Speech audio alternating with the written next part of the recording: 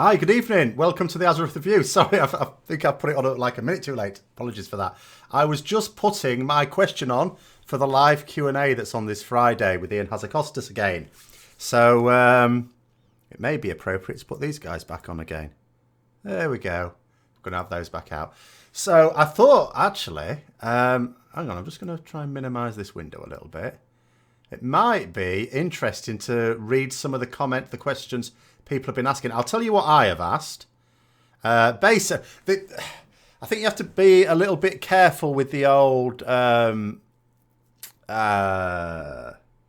questions, because there's a lot of people will say the problem. In fact, Keely actually tweeted today, which I thought was very good.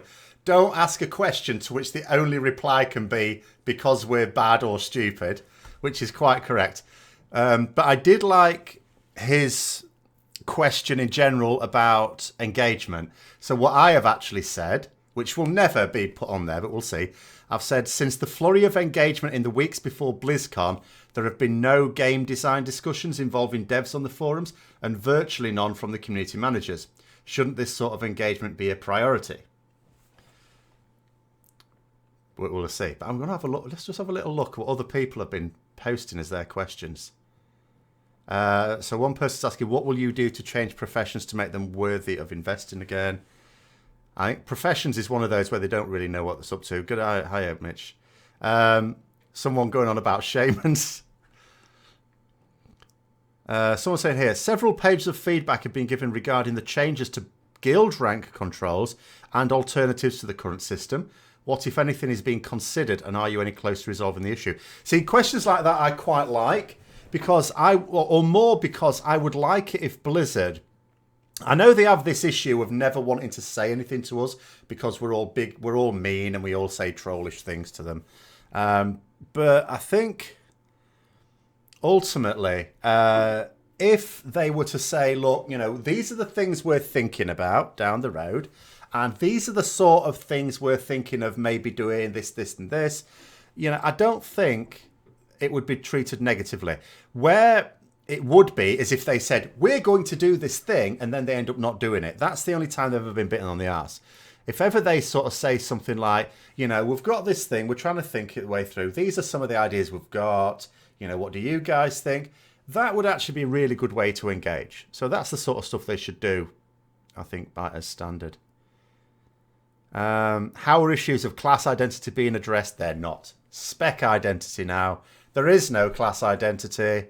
It's gone. It doesn't exist. They might as well just break it down into 36 classes. I mean, that's not quite true, because you can, I suppose, freely move between several ones. What happened to the class changes for specs that were discussed as being in need of significant work that was too big for a hotfix? I.e. enhancement, elemental, shadow, etc. Well, shadow got some stuff, didn't it? Lots of the changes look to be simple number tuning and don't look like they address the underlying issues that were acknowledged in previous Q&As. I don't think that one would be answered. You always wondered, where do I get all these chibi avatars from? So, these particular ones, the ones I've been getting most recently, are from Firecatch, which is the wife of one of the Ret guys on Discord. Let me see if I can find her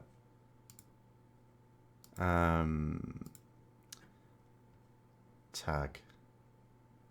Hold on. Oh, no, don't click on that, you idiot. So basically, this person on Twitter, that's who I get them commissioned from. I have others as well that were done by other people, but the ones I've been doing most recently is doing those. So basically what happens is I order 4 at a time, and when she's done, because it gets into a queue, and then when she's done those ones and I've paid for them, then I order another 4, and then that takes a certain amount of time. So I just keep it rolling like that. So yes. So anyway, what are we going to discuss today? I'm going to try and see if I can find any more interesting. I'm going to turn off everything that might make a sound, actually. But let's just see what people want to talk about. I'm guessing aspects of 8.1 will be one of them. When a PvP gear vendors make a return, someone's saying here. When will the Alliance get to play High Elves as an allied race? Zero chance of that coming up because they've already had that one, haven't they? That's already been in the Q&A. They're not doing it. This is a classic case of a question that has zero chance of being on the show. It says, so you wanted flying so people would get ganked from the air or something like that. So you wanted flying so people wouldn't get ganked from the air or something like that. But since the world is dead anyway, does it matter? Yeah, zero chance. Anyway, which Uldir beams will be bugged and kill the whole raid tonight? Oh, yeah, there it is, you see. North America. Nothing should be wrong in Uldir, should it? There's no changes in Uldir, are there? Have they been bugged? I mean, of course, North America does do the testing. North America is the final beta test before it goes live in EU, and then they fix a load of things, so it's largely okay on EU. Assuming any issues with it are the sort of things that could be fixed in a day. Based on the nerfs to Frost Mage and Boomer Kid, would you recommend for range DPS, or do you think a different range class would be better for 8.1? I mean, it depends on the content you want to do. However, I'm going to suggest the answer is it doesn't matter what you say to me, PvP, dungeons or raids, I'm not going to know. I mean, with my selfish hat on, I want more Warlocks. Warlocks are always useful. They're always stunningly useful. When I was starting like BFA, and there's this little social group where we sort of do Mythic Pluses, but we don't do it every week because sometimes they're off playing bloody COD or something like they were last week. We've done one this week, so I don't get much of that in. Now, I'm not pugging, but when we started off, we had a Warlock player, which obviously then branded. No, not Warlock. We did have a Warlock player. No, that was for the Healthstone. Sorry, Demon Hunter player, which branded the things. So I got extra magic damage. Don't have that anymore, so I'm losing out on magic damage. But Warlocks are always useful. Weren't changes to Nighthold when 7.2 dropped, but the Trilliax beam covered the whole room. I don't remember that. Did it? Was that just in North America then? I don't actually remember that. Maybe it was fixed the following day. Let's talk about Elder Scrolls Online because you quit WoW weeks ago. No. I mean, I'm going to be streaming some gameplay, hopefully over Christmas. See, I don't quite know exactly when. December, I suppose it works quite well, this, because December tends to be, I always get way fewer views anyway in December. So I'm not going to put out my A content in December anyway. But I have got things planned, including a Christmas special, which I've written, but I need to film certain bits for it, which hopefully will be well received. But yeah, so I've got the surgery. So I still don't know exactly when it is, though, because the letter says Thursday the 20th, but then it's for the afternoon, and the nurse said, no, they're not going to do it in the afternoon. So it's probably going to be the next day. So I guess that means Friday. Then I'd have to still be in hospital the following day. And I think if it all goes well, I would then be discharged, but I don't know. So I don't even know when I'm getting out of hospital. And then when I do, apparently I'm going to be in a bit of pain, so people say. But it may be okay. I may be able to. I'm just going to be sat down at the end of the day. I'm not supposed to sit down for a very long time, but when I stream games, when I play games, I don't play for hours on end anyway. I always take breaks, so that should be okay. You're going to sub for another month sometime in 8.1. I just want to come back and find WoW fun again. I mean, I've just been preparing what I'm going to say for, because I'm going to do a video on how I'm finding World of Warcraft now as a casual player. And, so obviously there's a few little eye-openers I've encountered. One of the conclusions I've basically drawn is I can totally get why you would get people who'll buy the expansion and play it for a month and then not bother again. And I don't mean even getting there. You can understand some people will just subscribe for when a patch comes out. I can totally understand why people won't even do that. Why they'll only sub every 6 months. Because I think for casual players, if you're going to be purely casual, and I mean just casual, you're not going to try and do Mythic Plus dungeons, you're not going to want to do raids, you don't want to do arenas or anything like that. You can sub every 6 months. And you'll easily get the content done in that month that you sub for. Do I plan on playing any upcoming MMOs? I would like to, yes. Do you know what? Now that I am casual, I would like to sneak in some new MMOs. I was actually watching Lazy Peon video today where he's talking about some of the MMOs coming out, but every single MMO he talked about is like 2020. I don't actually know what MMOs are coming out soon. I really need to find... I know they exist because I've been to some... I need to find a website which basically gives you news on MMOs, basically, because I don't even know what's coming out soon. Because some of the games he was talking about, look, I mean, Ashes of Creation, I've already paid into that, so I will at some point get into the beta. But in terms of some of the others, some look interesting, but I don't know when they're coming out. So I do plan on it if one comes out that looks all right. Will I bother working for the doubloons Albatross man? That's me, no. I don't put effort. Like, the only effort I'll put into getting mounts is obviously for the raiding, and I do that incidentally. I like to have mounts that are associated with the content I do. But I don't like... So raiding mounts associated with raids, yeah. I want to get those. Obviously now I don't, because I don't raid. All new MMOs seem to be anti-community. There is an MMO that's supposed to be coming out that's supposed to be harking back to the old day, like pre-WoW MMO days, apparently. I don't know. It's so rare that an MMO grabs you. ESO was the last good release. Well, it's the same with me. I mean, if I think of the MMOs, I've not even like tried lots of them. Like some MMOs I've tried and literally played for a week and couldn't get into it. And that's why I think it's so important to get the starting experience right. And that's where I worry with World of Warcraft, because I don't think, if I imagine playing it for a new player, I don't think the first week of their experience is a good one. Now, I suppose that you've probably got a month to sway them. But if someone stops after a week and says, sod it, I'm not going to play this anymore, it's a bit, you know. So for me, some games, I'm not going to struggle through. And I know how it is with MMOs, because WoW is no different. You have the leveling content and you have the endgame content. And the game is very often completely different in those. It's two very different experiences. So you can say to yourself, well, let's push through and see what it's like at endgame. But I'm not prepared to do that. I'm not going to do that. If I don't enjoy it from the... I'll give it a few hours. If I don't enjoy it, then I'm not going to struggle on.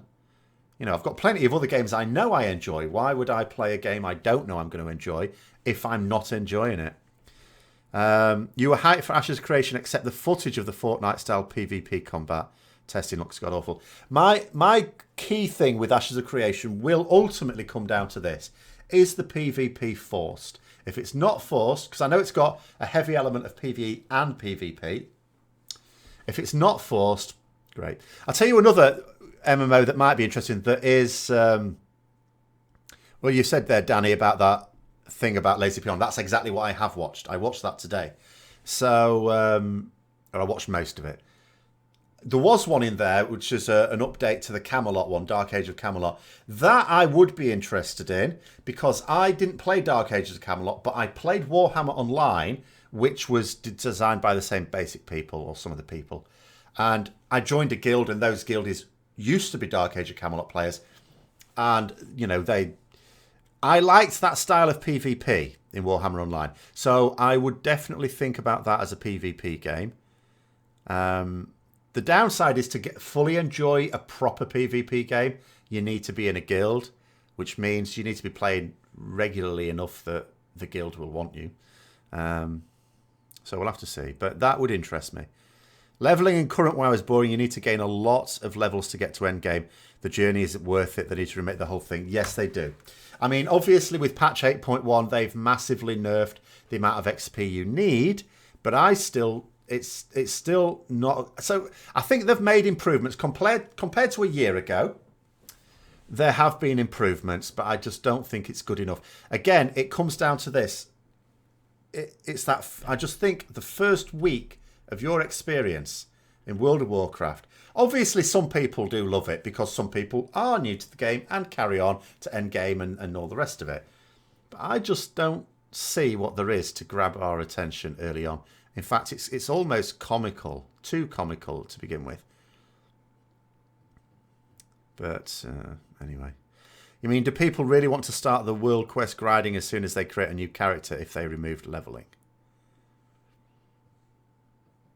Well, they effectively do remove leveling if you are a new player and you use your character boost. And it wouldn't... I'd be interested to know the stats on this, actually, because Blizzard, I suppose, would have the stats on this. I wonder how many new accounts instantly... Like new Battle.net accounts. I don't mean someone who just creates another account on their Battle.net. But so you've got a decent chance of it being a completely new player. How many of them use their level boost immediately? I'd be interested to know that.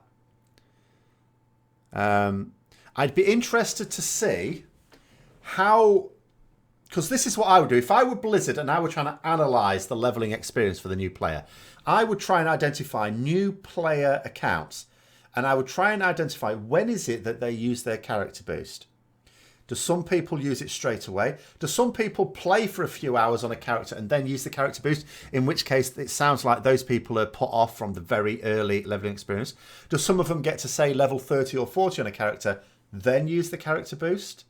You know, because you could use that. If you plot graphs of that, you could try and identify where it is that people lose interest. I mean, I'm supposed to do the same thing on YouTube. I don't, because, you know, to hell with it.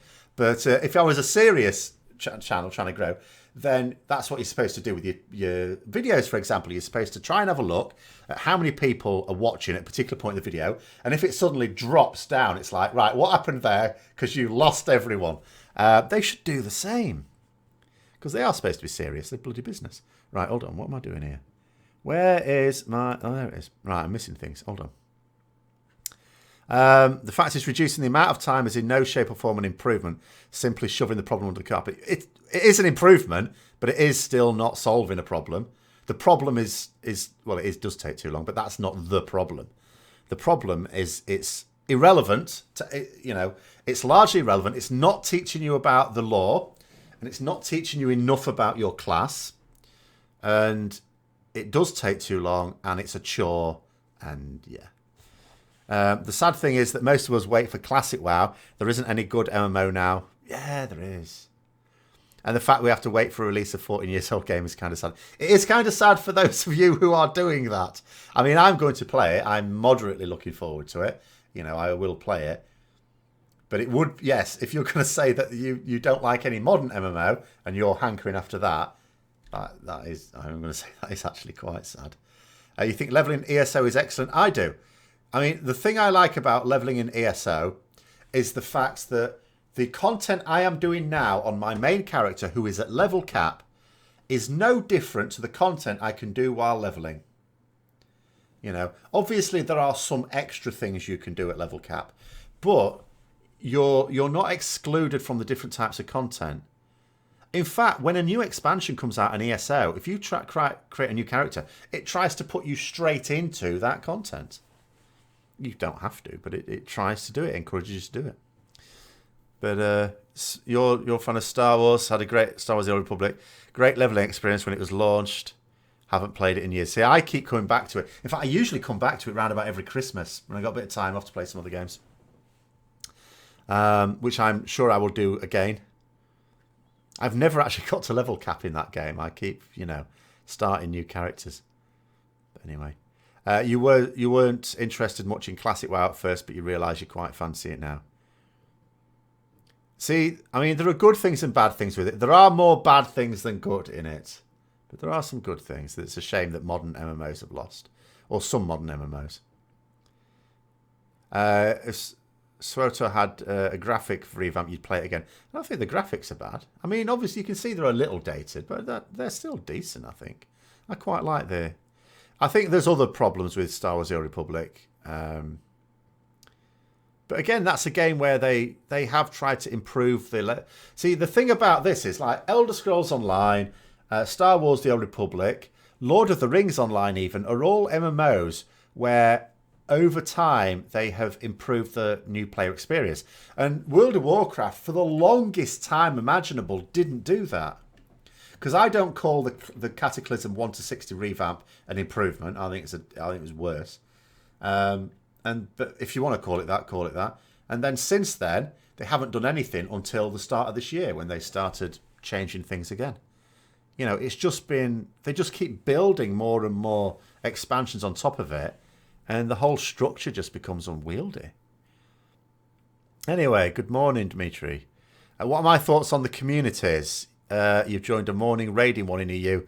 Matches your time difference perfectly, having a blast. Yeah, the communities function is not really one I use, but that's an improvement because, like you say, it allows you to try and find... I mean, this is what I say about guilds, really. This is what people need, to be able to find communities of mutual interest so you don't have to pug. Pugging is like the devil in an MMO. You want to avoid it at all costs. It's good that games developers put things in place for people who must pug, but it always should be the last resort. And it seems to me that players these days look at it as a first resort. It's almost like finding a guild is the last resort, which is madness. So yeah, the community's idea, I don't like the UI, and I don't like the fact that they changed the guild UI, because that was just worse. But the idea of it I like. Anyway, well, it's an improvement by opinion. Well, what is an improvement in when you're talking about fun is always going to be an opinion. Trouble is, Blizz listen to people and think it's an objective improvement. Oh, well. I don't know. I don't know that they listen to too many. I mean, that's what I was just saying in my question to them. Basically, I sugarcoated it a little bit, as much as I can. Since, like, basically, in the weeks before BlizzCon, remember when it all went tits up, all of a sudden there was a flurry of engagement. They had the Reddit discussion, the AMA. We had several live Q&As, you know, and we had quite a lot of engagement. I don't think it was high quality engagement, but in terms of quantity, it was up there. Then there was nothing. Since BlizzCon, there's been nothing. And I mean literally nothing. There's been no devs discussing anything on the forums. Community managers are largely absent from the forums as well. And when you do look up the things that community managers are saying, it's all just like, it's either forum admin, like, oh, I'm locking this post because you're a dick, or it's them defending something, saying, oh, well, I actually quite like that feature that everyone else hates. There's no discussion. You know, what I expect of a dev is that every now and then, not loads of times, every now and then, like once a week, they take part in a discussion on the forum.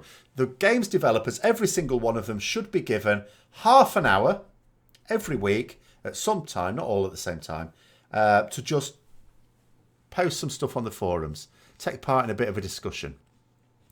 And the community managers should also discuss things, but not based on their personal opinions, which are, of course, always going to be in line with company policy anyway. Of course, they work for them. They should take part in discussions where it's clear they've gone to the developers with some issues and come back with some answers. That's part of their job, and they're not doing that job.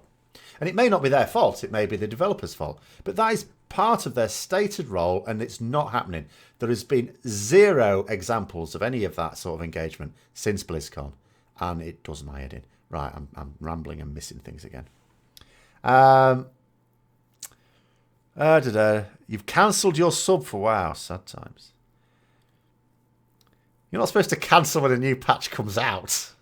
You're supposed to cancel it either before or after.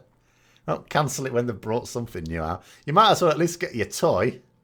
When you say you cancelled it, I'm guessing it's still got a bit of time to run. I suppose you can still do the new quest line where you get a choice, except that choice is, do you want a toy or do you not want a toy? That's the choice. You're playing Star Wars: The Old Republic. It is nice. And I think, again, like I say, I mean, how much you'll enjoy it when you've played it a long time, I don't know. What I would say is, for me personally, Star Wars: The Old Republic, Elder Scrolls Online, I think have a cracking new player experience. I think they have a great new player experience, in fact. Star Wars: The Old Republic, I think, can become, you know, maybe wanes in its enjoyment later on. But I think it's got a great there's so much to do for a new player to begin with. Elder Scrolls Online, I think, has much more to it. So yeah, you know, you Age of Conan I keep occasionally trying to get back into, but I don't think the new player experience there is good. I don't know whether it gets better later on. It didn't when I first played it, but the new player experience there is not good. And I think that's what MMOs need to do. They mustn't lose sight of the new player experience. And I think World of Warcraft have. Because I would expect with every expansion there to be some consideration for the new player experience. That way we wouldn't have got into the mess we have. But they left it so long. It's a major... And they said it's a major project. They have actually said they are planning a major revamp of the leveling experience. But it's not going to be coming out anytime soon because it's a major project. So it's going to be years. Anyway, Hunters basically got a 25% damage boost. You're very happy. Well, not all Hunters. Oh, Marksman, sorry. Okay, well. LFR and LFD is too popular. How are we defining the word popular there? If we're defining it by popular because lots of people do it, I'd be surprised at LFD. Is LFD really that popular in that sense? Because from my point of view, and I'm a casual now, I did like 2 dungeons on LFD, and then it was worthless to me. I mean, okay, I crafted a load of gear, and that's why it was worthless. But do people... I mean, for me, I think heroic, you burn through the requirements for it very, very quickly. You get the gear from it very quickly. LFR I'd also be surprised at, because I think LFR has remained less relevant, or relevant for less time in BFA than it has in previous expansions. Because again, as a casual player, albeit one who was doing some Mythic Plus, when LFR Uldia came out, it was of no use to me right from the start. You know. So for you to be able to be a little bit casual and LFR be not relevant immediately, like week 1, and okay, it'd be relevant for some players later than that, but I don't know. But in terms of whether it's popular or not, I would argue to be popular, it should be people enjoy doing it. I would argue people don't enjoy doing LFD or LFR. I think they do it because there's something they want from it. And that something is not fun. It's a specific thing that they need. Anyway, you love the community feature. You've got more connected with your raid team, which is outside your very small friends guild. It's a great addition to connect with everyone. Yeah, it is. It is. I just wish they, you know, I mean, I'm sure they'll make improvements to the UI based on feedback. I just hope people give plenty of feedback because I think it could be better. But the feature is really good. It's an improvement in a game can be objective, for instance, when it makes content work as intended and reduces degenerate gameplay. Well, even the degenerate gameplay can be a little bit subjective. However, obviously, when you're talking about bugs being fixed, then yes, that is more objective. Hi, Mr. Scottish. A real improvement to leveling would to make it so you actually learn how to play and become engaged in the world. Yes, I agree with that. That's what it needs to do. It needs to teach you how to play your class, and it needs to teach you about the lore of the world and the important characters. And it doesn't do that. Back in the day, Blizzard had games make games for gamers. Now it's overworked devs making cash cows. Activision, bad influence on Blizzard. Again, I always downplay the Activision link myself because I don't know that it's anything to do with Activision. It may just be that Blizzard itself has just randomly, or over time, shall we say, moved more towards the corporate way of doing things. As the senior people who used to be the people who came up with the games have now, they've over a period of years distanced themselves from the actual game design, of course. So it may be to do with that. I'm just going to go down to this. I've just seen something. Hi, Will. Thank you. My plans for Christmas. My plans for Christmas are for someone to rip out my stomach, for me to come home at some unspecified time, and hopefully be able to have a couple of days rest and then be up and gaming and stuff like that. Basically, I plan to do no work over Christmas because for all I know, I may need the full 2 weeks to rest so that I'm ready to go back to work after it. So my plans for Christmas are effectively gaming and painting models. So I am likely to be streaming a number of games, Baldur's Gate potentially, Star Wars: The Old Republic, and I'll stream every now and then these as well. As well as some, other bits and pieces. I have got plans for certain videos as well, but they're likely to be done over Christmas rather than released over Christmas. Because Christmas is not a good time to release videos. Unless you are someone who's going to get shitloads of views. I don't. I get noticeably fewer views over Christmas. So the usual things will come out. The standard stuff I do will come out. But the stuff that I can leave a month will be, well, left a month. Age of Conan. Oh, sorry. Welcome to... Hang on. What? What won Game of the Year? GAO 4. What the hell is GAO 4? I'm going to know it when someone says it, aren't I? Someone tell me what that is quickly. Age of Conan is horrible because you have to slog through that same starting intro island. Yes, that's a pretty bad part of it. And it is a slog as well. That's the problem with it. It's you know, one great strength of World of Warcraft was always that it's very easy to get into. It's quite intuitive how you play it. That's what I always find. Oh, God of War. Oh, right, yeah, okay. What, not Red Dead Redemption 2? Thought that was nailed on, wasn't it? Or Fortnite. Right, okay. Fine. I haven't played any of them anyway. It doesn't matter to me. MMOs never end up on that list, so it doesn't matter. Or they haven't for some time. Anyway.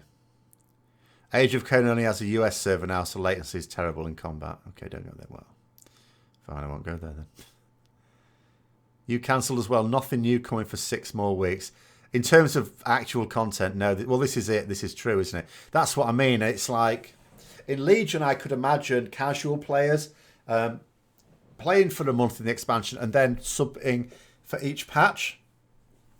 Even though it was always noted that the major content came with the mid patch. But in BFA, yeah, I don't see what there is for people to... If they were of that mind, shall we say, I don't know what there is for them to sub to at the moment. Since it's already 11th, where I am, how's 8.1? 8.1's out tomorrow for me in Europe.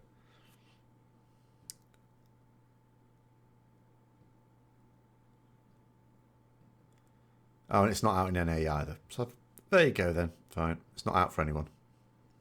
You try it on your US account. Yeah, my US account still has a character that's like level 101 or something. Well, you can get early intel, as in, are things broken? Well, okay, yes, you will have to wait for that.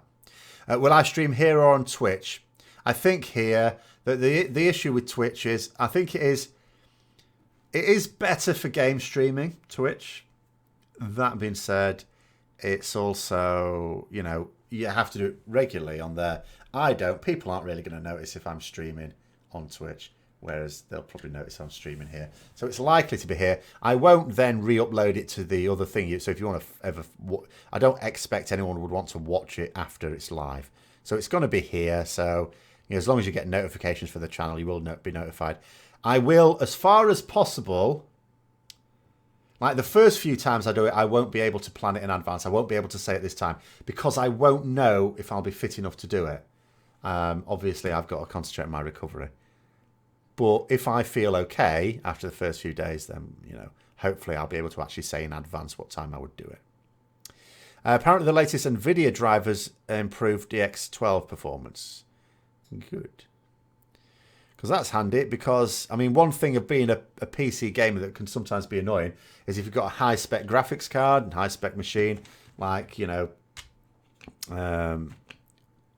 processor and stuff like that, is you're not actually using very much of the machine to play. So it is nice when you do sometimes get these technological pushes. Another problem with Age of Conan is you don't really connect with any of the classes. Closest Conqueror, but even that isn't quite there for me. See, the Conqueror I quite like. The other one I quite like, I can't remember its name though. It's like a sort of magey thing, but it's a melee mage. You have like a big sword. That's the first character I eventually settled on when I played it when it first came out. Quite like that one. That was all right. You're subbing for the Gnomrigan Pet Dungeon. Yes, very good. US being the US is always a test server. Please start covering Star Wars: The Old Republic. There's, I hardly play it. Like I play it like, what happens is, and it's usually Christmas when I do it. I'll play it. The reason traditionally it's been Christmas is because even as a raider, that's a time where in most guilds it goes a bit quiet. Some guilds just give their, give the raid team Christmas off. So then there's other things to play. World of Warcraft has never really been one of those games where there's lots to do outside of the raid content. So you play other games. And then I get into Star Wars The Old Republic. Usually what happens is I delete all the characters I'd made before and start them again. I don't think I'll do that this time because some of them are fairly advanced. And yeah, I'll play it for a while because it is fun. And then after a few weeks I'll stop. So I would never be able to, I have nothing sensible to say about it. That's the problem. You have to support the Sith invasion. Yeah, I prefer the Sith side myself. Hi, Murlocs. You did actually manage to find a guild really suited for you on the American servers. Tried for weeks on EU with no luck. Yeah. Oh, Dark Templar was it? Okay, yeah. I can't remember. But I do remember quite liking that one. No, it didn't have a shield. No, you must be thinking of something else then. This character didn't have a shield. It was a big two-handed sword, but it also cast spells into combat, like fireballs and stuff. Can't remember what it was called though.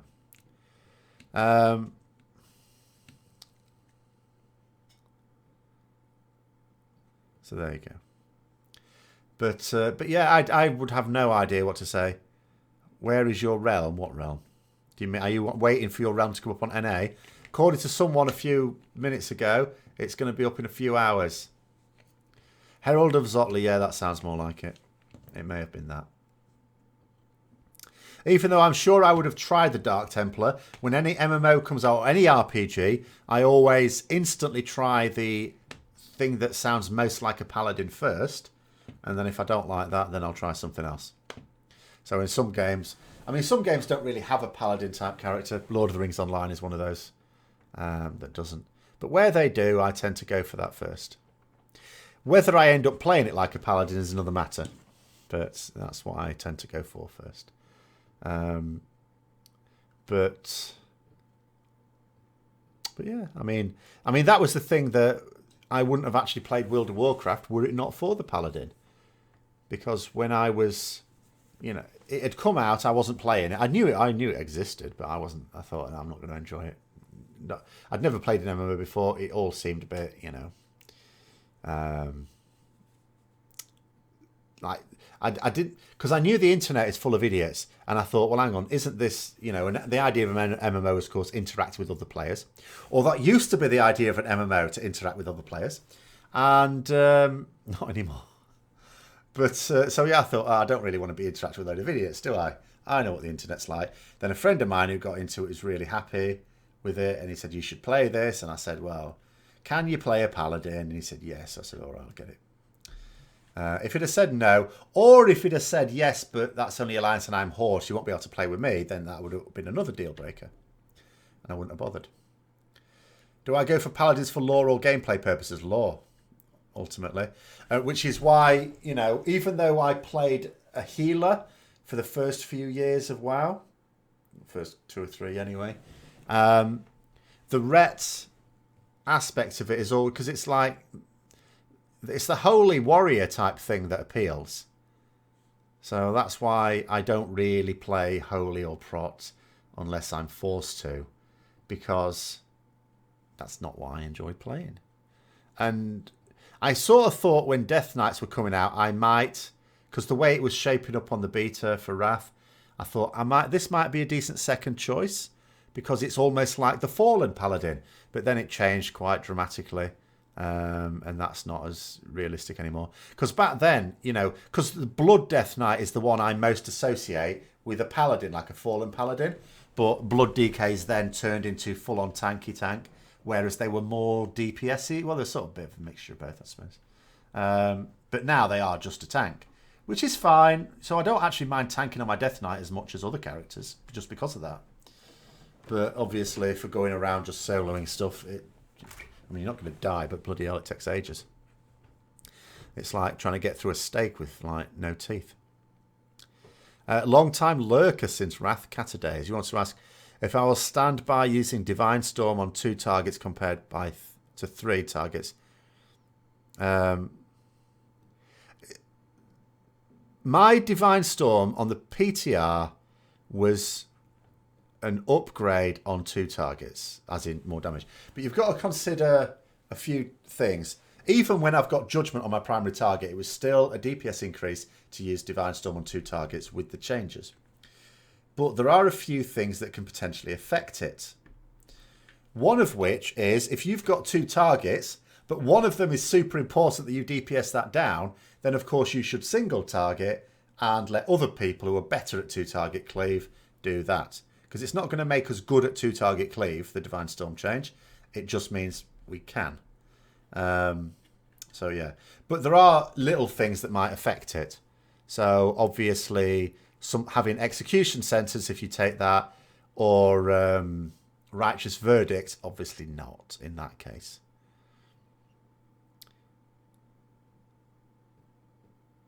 The Warden is interested in Lord of the Rings Online. The problem with it is I think you have to play it a lot. If you stop playing the game and come back to it, you'll have forgotten all the gambits and it's nightmare. Your guide says 3 targets if you use RV and 2 targets with Zeal. There we go. We agree then. Unless, of course, as I say, if one of those 2 targets is more important, then obviously you single target that and to hell with the other one. Let someone else deal with that. If there was a blood DPS spec, you'd love that, and the aesthetics are great. Yeah, I like the blood DPS. Sorry, the blood DK style. I hate the unholy DK because it's a pet class. I don't mind the many aspects of it. I don't really... I'm not hugely keen on pet classes in general. And even though I'm quite happy playing Beastmaster Hunter, but where I'm particularly unhappy with pet classes is if you're also melee, because then I just don't like it. And Frost I really like, but Frost is always all over the place. It's almost like throughout Wrath of the Lich King, throughout the beta of Wrath of the Lich King, and then Wrath of the Lich King itself, it's like they didn't really know what they wanted to do with Death Knights because they changed so much. Massive changes all the time. Well, that was fine. That was the first expansion. Since then, it's settled down a bit. But Frost DKs, it seems to me, are still in constant flux. It's almost like they don't really know what they want to do with Frost DKs. They just seem to change so much all the time. Have I seen the Andy Serkis PM thing? Yes, I have. I think everyone has seen that now. Well, everyone in Britain.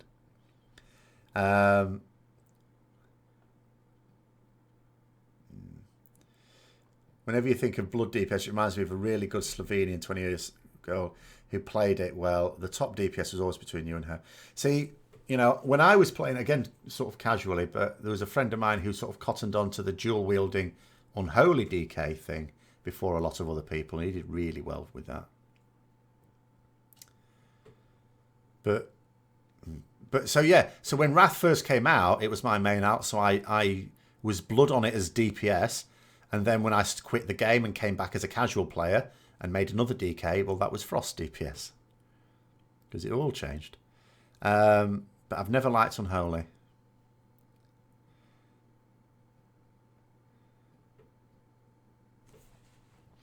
Breath of Syndragosa playstyle put you off Frost.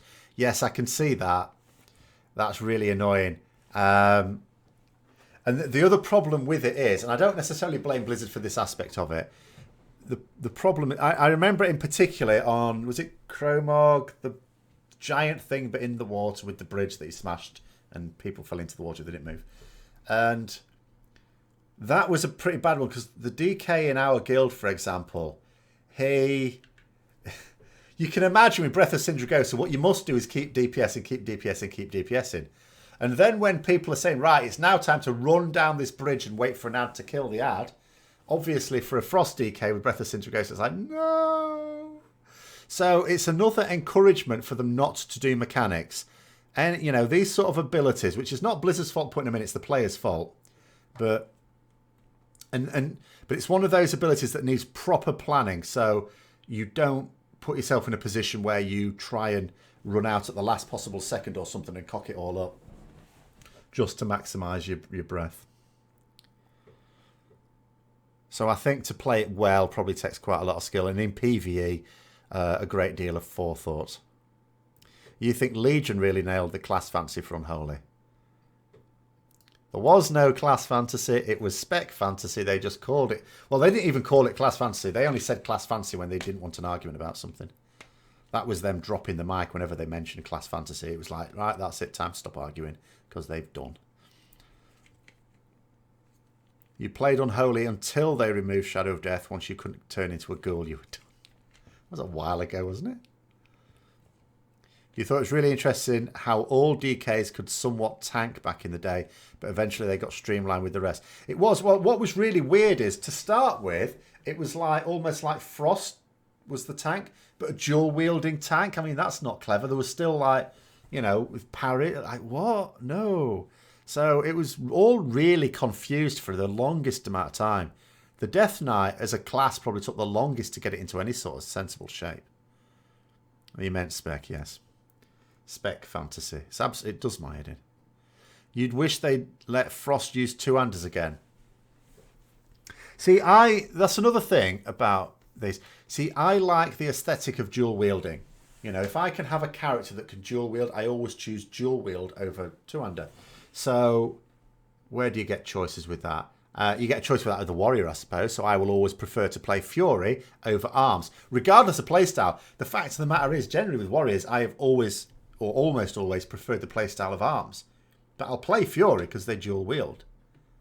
You know, in other games where there's a class where you've got a choice, I will choose to dual wield because I just think it's more stylish.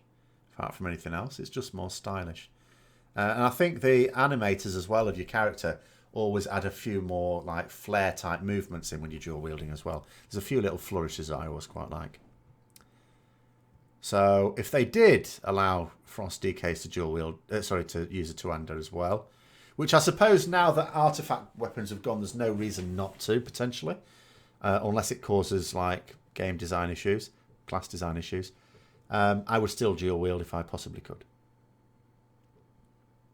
They should also let survival dual wield. No, what they should do with survival is get that chain, that harpoon of theirs, and give it a minimum range of like 20 yards or something. Tell them to piss off, back into range.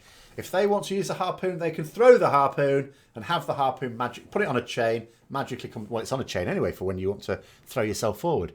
Have it so that you can also pull the harpoon back and then you throw it back again. That's what they should do with survival hunters. Get the hunters back into melee, into range, sorry. Pissing about in melee. There's already too many melee. The annoying thing about survival as well, it's actually quite a good melee class. You know, spec. I'm doing it myself now. So annoying. Death Knight doesn't feel like... Oh, hello, I'm missing stuff. Doesn't feel like they should dual wield. They're Dark Knights. They should use a sword and shield or a two-hander. No. Everyone should be able to dual wield. Paladin should... When I play in Baldur's Gate, right, I have in my party 2 paladins. One of them dual wields. The only reason they don't both dual wield is because, you know, I min-max it so that I can get the best weapons on all my characters. And obviously there are some very good two-handed weapons. If I've ever seen a Dark Pally in D&D, when was the last time you saw them dual wield? Doesn't matter. If it was me, I would dual wield. If it was me. Actually, that's the point, yeah. In Baldur's Gate, when I was making my characters, there was an option for a Dark Paladin in Baldur's Gate. I almost thought about making it. Because, in fact, I might do it, actually. The problem is that the 2 paladins I've already made are like really good. Maybe I'll make a 3rd paladin. That's a bit mad though.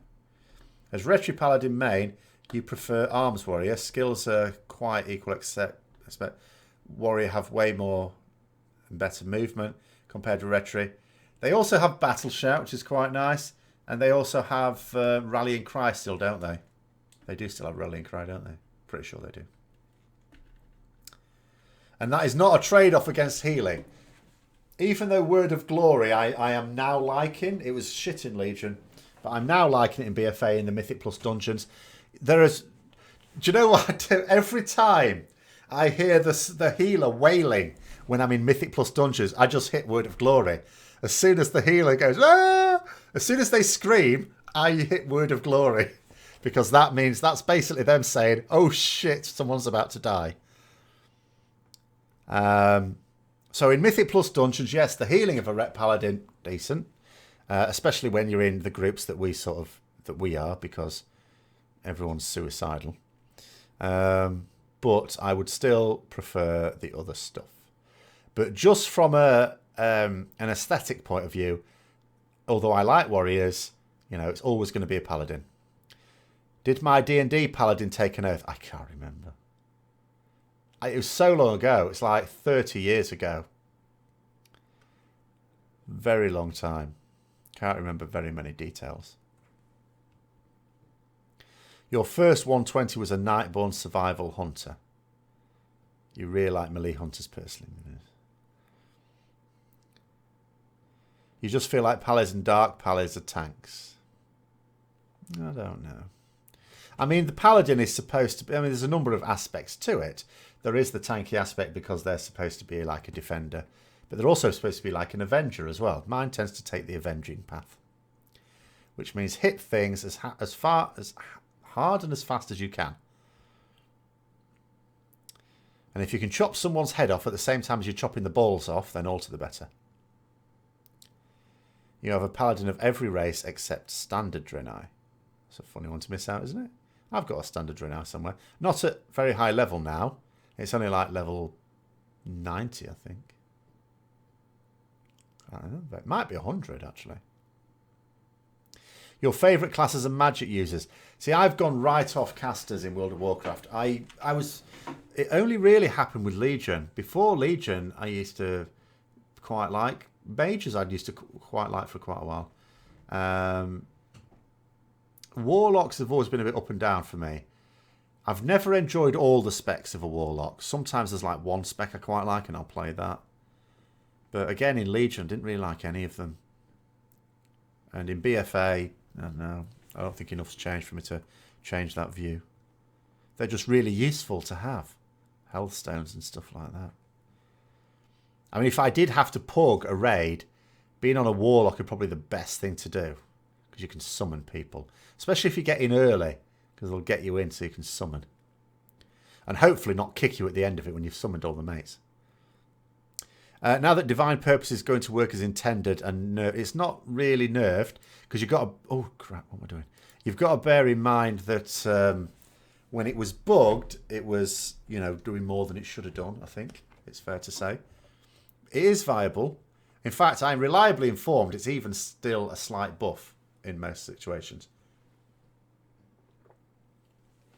You know, the apparent nerf, and I know it looks like a nerf, is just to take account of the fact that the bug is no longer there. The bug was a benefit. You will say Palads have badass armor, though. There are very many very nice Paladin armor sets in WoW. Quite a lot of them. There are a few that I think are, you know, a league above everything else. But, yes, there are some very nice ones. There are some crap ones as well, but there are mostly nice ones. In Dragon Age and Neverwinter Nights, you went for a Paladin-like archetype with a two-hander. Yeah, I mean, that's the one I would generally default to, but I just think there's something stylish about dual wielding. We'll always have Judgment Gear. Judgment Gear is very nice, apart from the hat. Lightbringer Gear is my personal favourite, I have to say, though.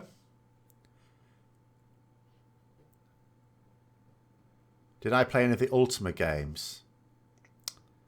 I'm sure I did, but I can't remember. Yes, I know you said before you don't like the animation of Hammer of Wrath. But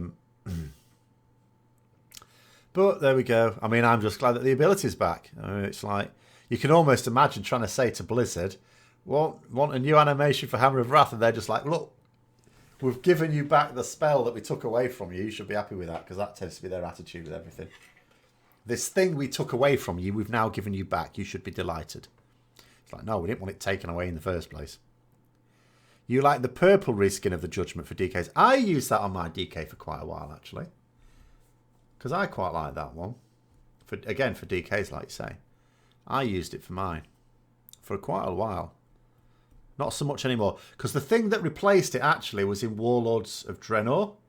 The Blackrock armor set, I think, is really good for a Death Knight. With the, again, on my Frost DKs, it'll be the 2 one-handed swords that match that set on... I'm trying to find it, actually.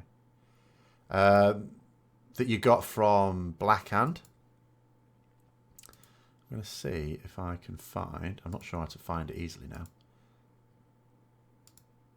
Or hang on. Maybe if I go into the game, that'll be the easiest way to find it. Word of Glory had some nice buffs. Last time you recall it was good was during Warder's Prot. Well, there was a glyph where you could use it for to do damage. And I used that on the Siegecrafter belt. If one went through but very low on health, you could sometimes just finish it off that way. I'm going to see if I can... Oh no, what am I doing? I've still got all my classic stuff. I need to uninstall that on my Battle.net thing. Don't know how much space that's taking up on my hard drive. Hi, Petri. Finland. An old and grumpy Finn. Is there any other type? Let's have a look. The Heart of Fear DK set is really nice. Only with the... I can't remember what that looks like. I'm just going to try and find my DK. That's the problem with now going casual. I can't remember where I put all my characters. Usually I would transfer them across to the realm that I'm on. But that hasn't happened with everything. So I can't remember what I've done with them all. Wonder if there'll be an open beta for Classic anytime soon. I wonder if there'll be an open beta for Classic at all. You know, it's... I don't know whether they're even intending to do one.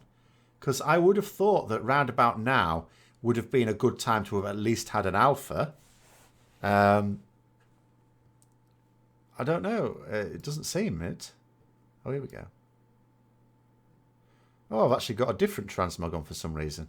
Oh, yeah, I remember why. It's because I haven't played it for ages. I was trying to come up with a transmog that would match the red scythe that I got from Mythic Argus. Because everyone was moaning at me for getting the red scythe from Mythic Argus. And I thought, well, I ought to use it. Otherwise, it's just going to piss people off even more. And there was no transmog I could use it on my Paladin. I don't like the idea of a scythe on my Paladin anyway. Death Knight. I thought, oh, Death Knights will suit it. And... so I thought that would work. The Warrior was the one where I actually deliberately created a bit of a transmog to piss everyone off. Because being a Fury Warrior, I was able to have the transmog for both the Red Scythe and Taishalak and be mounted on the mount you got from those and the Antorus dogs. So it was triply annoying people that hadn't got any of those things dropped for them. I think most people who did the raid for a decent amount of time would get the mount at least. But, you know, many people didn't get Taishalak or the other thing. What was the rough release date for Classic? Summer, basically. Summer next year. That's all they said. So I don't know anything more than that. I would expect a beta, but at the same time, because they haven't really talked about it, I don't know. It would... I mean, I suppose, if you think about it, what's the purpose of a beta? It's to test systems so you can give feedback, in theory. They don't really need that because they're just bringing out Classic WoW. Or as near as they can think they can reasonably get it. The other thing is to spot bugs and deal with bugs. Well, bugs was part of the WoW experience, so maybe if a few bugs slip through, that won't actually be a bad thing, maybe. So maybe there won't even be a beta. You think the Unholy Artifact initial skin is the best looking artifact for melee?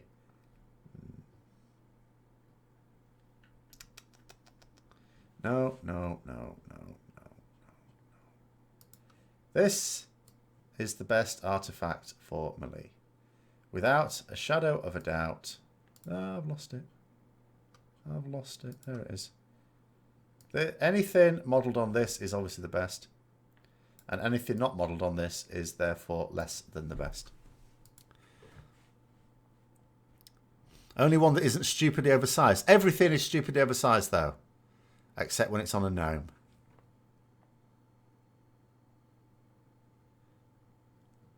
If I had access to all titles in WoW, What would be the one that complements my Paladin the best? I already have it, and it's Knight. I don't use it very often because I don't use titles very often. But Knight Captain, because again, linking to my Dungeons and Dragons days. In vanilla, I specifically PvP'd during summer to get the Knight Captain title. As soon as I got that rank, I stopped PvP. I could have carried on and got like Marshal. I would never have got Grand Marshal. I couldn't be asked to put that amount of time in. But I could have got Marshal because I had all summer. I could have just spent it all just doing PvP. That was. But as soon as I got Knight, I just wanted it for the title. So I got Knight Captain. So that's the one that best suits me. That's the one I quite like. I've already got it. I think you've answered this, but I have played Guild Wars 2, but it's one of those games that I played for a little bit and I couldn't really get into it. And as I say, I don't really push through on a game. I mean, it's one of those games. I don't say it's a bad game. I know that people have got it's got a lot of respect within the gaming community, just like Final Fantasy. But they've never really hooked me in. You strongly suspect that if Ashbringer was released tomorrow as a new weapon, people would think it looks awful. Of course it does. It's dreadful. It's absolutely shocking. It's comical. It's a nonsense of a weapon. But there you go. It's in. It's done. It is the most iconic weapon in WoW. In fact, in the whole of Warcraft, it is the most iconic weapon. So no ill may be spoken of it. When you started playing, you were in love with the Ashbringer. You didn't some people get the corrupted version like in vanilla. Some people did get the corrupted version in vanilla. Yes, you could get that from the 4 horses encounter in Naxxramas. And there was a nice little scene as well where you could go into Stratholme and they wouldn't be hostile to you because you are the High Lord now. I never got it. I never actually killed those bosses in vanilla. Am I going to update the Ret Essentials video? If I am, when? I don't need to update the Essentials video because that's still all fine. I did do a video which is in the same playlist updating with the 8.1 changes already. What I've said is I'm going to do a companion guide. It's not out yet. The simple reason is I don't really have a lot to add to. I basically went through all the changes a couple of weeks ago. There's already a video out for that. And all I'd be doing, if I were to do a companion guide right now, I'd basically be saying the same things that were in that last video, but doing it in more of a guide style. And then Blizzard in the next week might put a change in. There's basically a change missing that was expected. And I mean expected, not hoped for. And it's not there.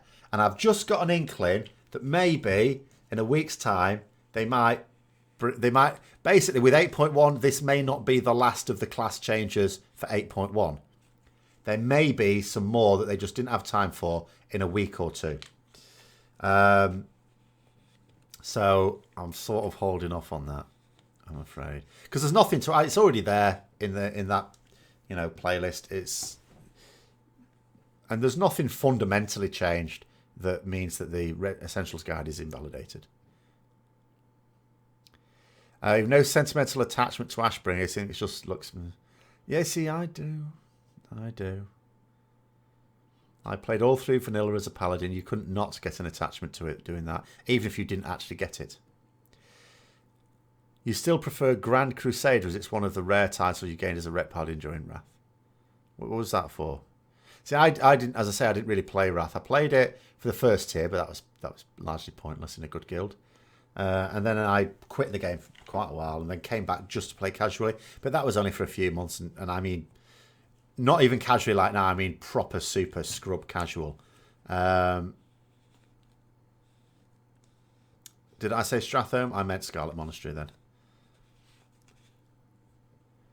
Ashbringer, the most popular weapon of all time. It's the most iconic. I imagine it'd be the most popular. The only other one that could possibly rival it would be Doomhammer. Atish has sort of been there, but it's never been that iconic, I don't think. You just mogged over Ashbringer with a really standard, normal, low-level 200 sword. You are a dreadful person. Oh, the server first thing is... Okay, yeah. So I certainly don't have that because I was not raiding at that time. You played Vanilla WoW, Warcraft 1 and 2. Still, Ashbringer does nothing for me. Frostmourne, not as iconic as Ashbringer. Grand Marshal stave, best in the game. It is a nice stave. A lot of the Grand Marshal weapons are actually quite nice. I was horrified. You know, when they brought in... When did they bring it in? It must have been TBC, because you get it in Area 52. But I can't remember. It may not have been. It may have been later. But, you know, you can get the replica PvP gear. If you got a certain rank in vanilla PvP, as I did, it means you can get replicas of all the Grand Marshal stuff. Or High Overlord, whatever the hell it's called for Horde. Don't care about that. It all looks shit. But for the Alliance, it looks really nice. And I was disappointed that I was only able to get it on my Paladin and not my other characters. Because, yeah, my other characters didn't do PvP in vanilla. And Blizzard's response was, well, the experience of doing it on this character is very different to this character. Horseshit. All I did for my rank was spam Battlegrounds during the summer of 2006, I guess. Must have been 2005. There weren't any. Yeah, it must have been 2006. So I just spammed the hell out of Battlegrounds. All I did. No different experience at all. Didn't even do it with people. Just joined. If you have Atish from Vanilla, you could bring it to Legion opening with Khadgar using and complementing it. All right, okay. Very few people would, although it was still obviously obtainable during TBC. I think very few would because it was only available for it's been available for the shortest time any legendary's ever been available, because it came at the end of vanilla in a raid that was removed two expansions later. So it's not been out for that long. Very few people would have got it, relatively speaking, and many of those players won't play anymore. So there would be very few modern players with it, I guess. You like the new 200 PvP sword on the Alliance. A lot of the, Alliance armor sets, specifically like the faction-specific armor sets, do look quite good for the Alliance. The whole Kul Tiran style looks very good as well. There's a lot of stuff that it's a shame I won't get that is very nice. Sword of 1,000 Truths is the most iconic. Nope. Ashbringer. Not a count ban, yeah. So it's not at all. So you didn't even need Marshal, it turns out. Like, my Knight Captain apparently was good enough for me to get all the Marshal and Grand Marshal stuff. I guess the reason... I can understand why it would allow me to get all the Marshal gear. Because at Marshal, you got access to the armour. But the Marshal armour looks exactly like, or near enough like, the Knight Captain armour. So I guess that's the reason I got access to that. But the weapons were all just purely for Grand Marshal. So I don't know why my Knight Captain rank gave me access to that, but it did. So I'm not complaining, because one of my favourite transmogs to use, but I can't use it as Horde, is actually the Grand Marshal's Alliance set with the hammer. That's very nice for a Paladin. On the other hand, the Horde Warfront sets look god awful. Yes, absolutely, I agree with that. You switch from Ret to Havoc for BFA. Yeah, like everyone else, all the other turncoats. In Legion, people were changing from Ret to, like, Subtlety Rogue for Tomb of Sargeras. Now they're all changed to Havoc Demon Hunter. Anything in 8.1 besides the animation change that make me want to refocus on your Paladin? It depends what you're doing. If you're doing raiding... I mean, the main problem with the raiding for Rets in Uldir was really the style of encounters. So it may well... There's nothing really fundamentally wrong with Rets for raiding. I mean, obviously, it's my usual gripes of movement and defences. But, yeah. It depends on the encounters. If they're not needed so much, then it's not so much of a gripe. So I don't think there's any issue with Rets. But whether it would be more desirable than a Havoc Demon Hunter is another matter altogether, isn't it? So if you're raiding, yeah, I mean, if you've changed class just specifically to get into groups, then Demon Hunter is almost certainly going to remain strong this tier, this expansion, sorry. If nothing else, but because of the branding they bring. You know, if you're the only Demon Hunter in the raid group, You're being brought. There's no question about it. You know, if you did half the damage of anyone else, you would still be brought. As long as there's a decent number of casters in the group, which there almost certainly is. Is it time to reroll to another class in 8.1? No. Need to be committed.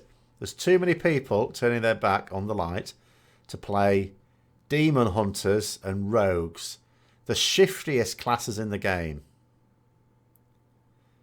Although at least demon hunters are better than rogues because they don't allow gnomes into their ranks. God, won't that be an awful day if that ever happens? Jesus Christ. Could you imagine it? The saddest sight I ever saw in World of Warcraft, the saddest sight I ever saw, was in the Wrath of the Lich King beta. And I saw a gnome with the twin blades of Azeroth outside the inn in Borean Tundra. And it was I thought it was a poor, because the warglaives, the twin blades, what the hell, huge on the people I was used to seeing them on, night elves and humans, massive, very impressive weapons. On a gnome, tiny little things that look like they belong on a Christmas tree. It was so disappointing. They diminish things. If you give them it's like they turn mounts into giants, but they turn weapons into toothpicks. You didn't switch due to group issue, mostly due to rep feeling slower and less fun to play. It's not going to feel significantly different. You know, Divine Storm's going to do more damage, so it should be better for AoE. Like Mythic Plus Dungeons should be straight up better. You know, the two traits we're getting to replace a couple of other traits are very nice. Again, me thinking with my Mythic Plus head on, very nice. I'd quite like to get them. I think I'll have access to one of them and not the other. Havoc will inevitably feel faster. The whole point of a Demon Hunter class design is to make it feel fast. That's it. Spinning around like an idiot, twirling blades around. That is the whole class design. So it will always... You will never get a class that feels faster than a Demon Hunter. Otherwise, they've messed up the Demon Hunter. They should let Orcs and Draenei be Demon Hunters. I don't know about Draenei. Orcs, I think, would be okay. They should just never let gnomes do it. Because that'd be awful. There will be blood in the streets if gnomes are allowed to be demon hunters. They would just look awful. Oh, no. No shade should be thrown at rogues at this point. They are shady. That's actually part of their lore. They are shady. They hide in the sewers and underground. Whether you like them or not. And they allow gnomes into their ranks, so quite frankly they belong in the sewers. Outlaw was the best thing for rogues. Only thing they should do is remove stealth. Brigand pirates announce their presence, they don't sneak. No, pirates sneak. Excuse me, unless they know they've got overwhelming numbers. In which case it's the other way around, like Blackbeard the pirate used to do. But in general, I'm pretty sure they sneak. Server's still in maintenance? Yes, well, I think someone said... Hold on, where are we? 8 hours behind. So it's only like 10 o'clock in California, isn't it? No, what am I talking about? 12 o'clock, sorry, in California. So it's still going to be a few hours away, isn't it? Isn't it? Afternoon when it opens up. How is mobility for Rets now? Same as it was a week ago. The Divine Steed buff didn't end up going through now. It only lasted 24 hours on the PTR. I'm now thinking someone put it in as a joke. I reckon it was a dare. Because nothing's even been said about it. I almost asked that for my Q&A question. So no, the mobility is the same. So basically what you've got to hope is that the content in the next raid doesn't require much mobility. Which a lot of raids don't. You know, a lot of raid bosses don't actually require much, if any, mobility, in which case we're fine. Divine Steed is perfectly good to get us away from something or to get us towards something. And if you take, you know, if you've got a double charge of it, it can take you away from something and then towards it again. Every now and then, as long as it doesn't require you to do it too often. How do I make any sense of the allied races leveling and story progression? How would it make sense to have a Zandalar at level 20 in the Horde? Yes, quite right. It doesn't. Again, it's all... The leveling experience is a shambles. Blizzard have come as close as they ever could to admitting it by talking about a long-term project they have to improve and radically revamp it. But that is not going to be anytime soon. In fact, the way they described it, I almost didn't think it's even going to be for the next expansion. Or at least not for the start of it. We'll have to see. Death Knights and Demon Hunters both make you sit there. Designed to be easy and powerful for players. Can't handle real classes. So are all classes at the moment. You know, they've now regretted that decision.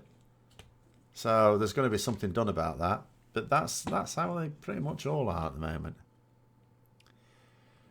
Remember the tier 1 Warlock cons? Do you know what?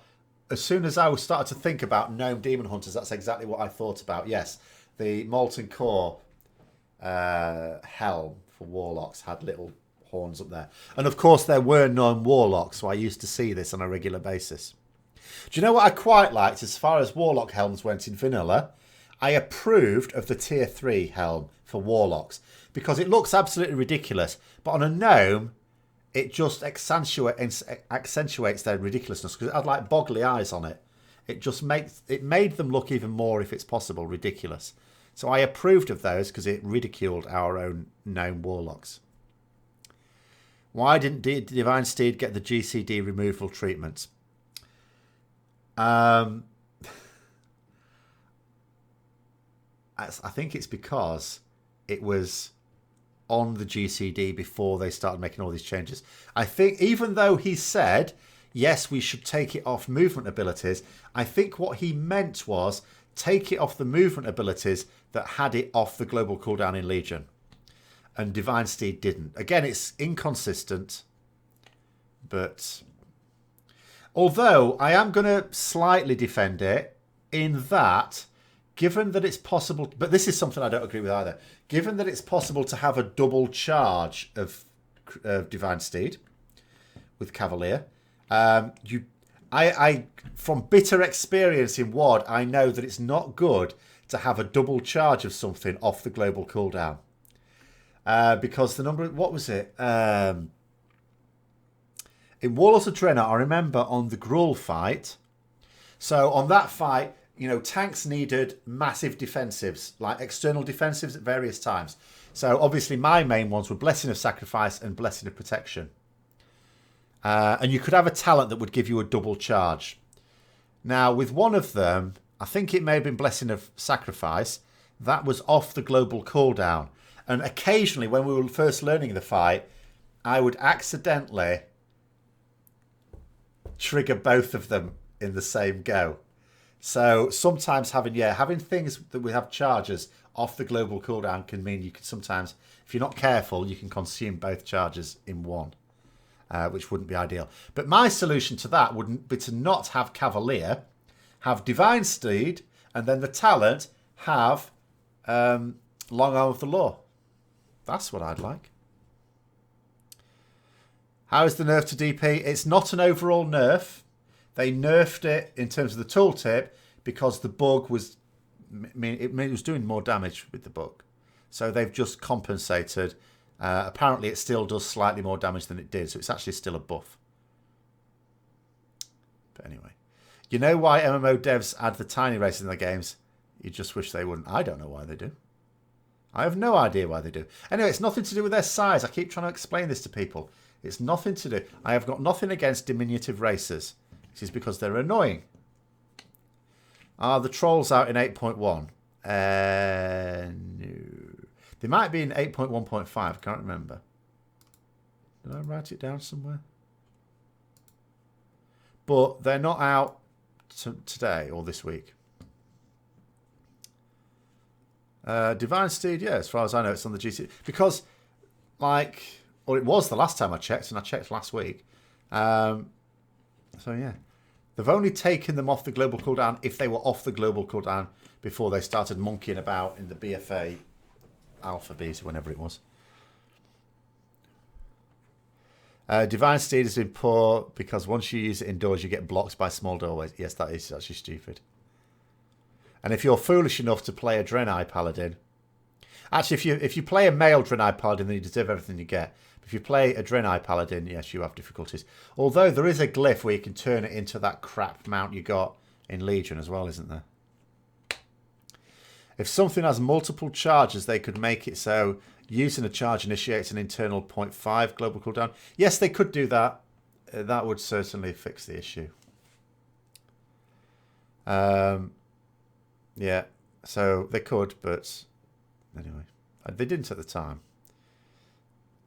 Male Tauren Paladin. Yeah, so we don't talk about male Tauren Paladins of any description, male or female. You know, we don't. Then they themselves don't even consider themselves paladins. They call themselves Sunwalkers or something stupid.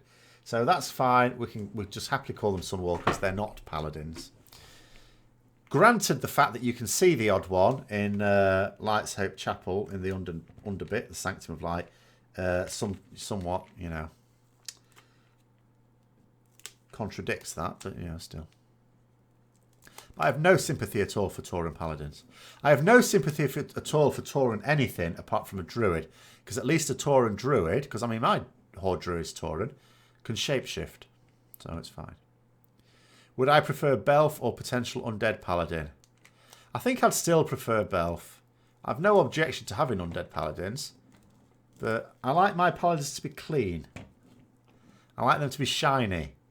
Not very shiny when they're undead. They should add Speed of Light as a cosmetic glyph. But we all know they're too stupid to cash in on cosmetic glyphs. Well, exactly. It is. I've talked about this before, haven't I? It's baffling to me how little regard they have for cosmetic rewards. Even though it's very clear that whenever they bring them out, they're always very successful. I bet you anything with 8.1 that all of a sudden loads more people start doing world quests. Because they're bringing the thingy back, aren't they? Where if you fill another bar after Exalted, you get a cash. So, which presumably has some mounts in it. I haven't actually checked. I'm guessing it does, like in Legion. At which point, if there's cosmetic rewards with it, they're obviously going to. People are going to start doing them more. Rets could do 10s easily. You've seen a lot pushing 90s. Even I can do a 10 with my group. My group. By our own admission, is not good. It keeps changing as well. Like we did an 11, and we nearly made the time as well. And we had someone in who'd only just leveled, they'd only just dinged. So there was us, who you know, his gear's not amazing, but it's all right for plus 10s. Dragging someone through who had no gear, and we only just slightly missed out on the time for it in the plus 11. So. And I was top damage in it as well. So I'm going to have an even easier time of it from this week. Actually, the other change to it, of course, that we're going to get that stuff from our cash for doing Mythic Pluses, I suppose might mean that my group will be more inclined to do the Mythic Plus each week. Because otherwise we'd miss out on the stuff that allows us to choose an Azerite piece. Because what annoys me, I've actually now from the cache, I've actually had several Azerite armor pieces, 385 armor pieces, but they've all been helms. I've had like 3 or 4, but every single one has been a helm. So I just so my shoulders and chest are still stuck at 370 item level.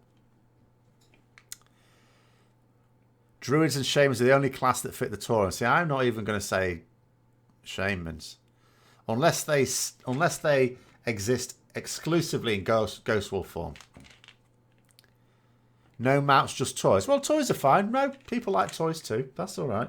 As long as there's a cosmetic reward that doesn't become devalued a few months later, like Power Gear does, then that's fine. That's exactly it. And pet's even better. So there you go. What would be my build in Azerites for Mythic Plus, 2 Decree and Empyrean? I haven't actually worked it out yet, simply because for me it makes no difference because I don't have the ability at the moment to choose my traits. So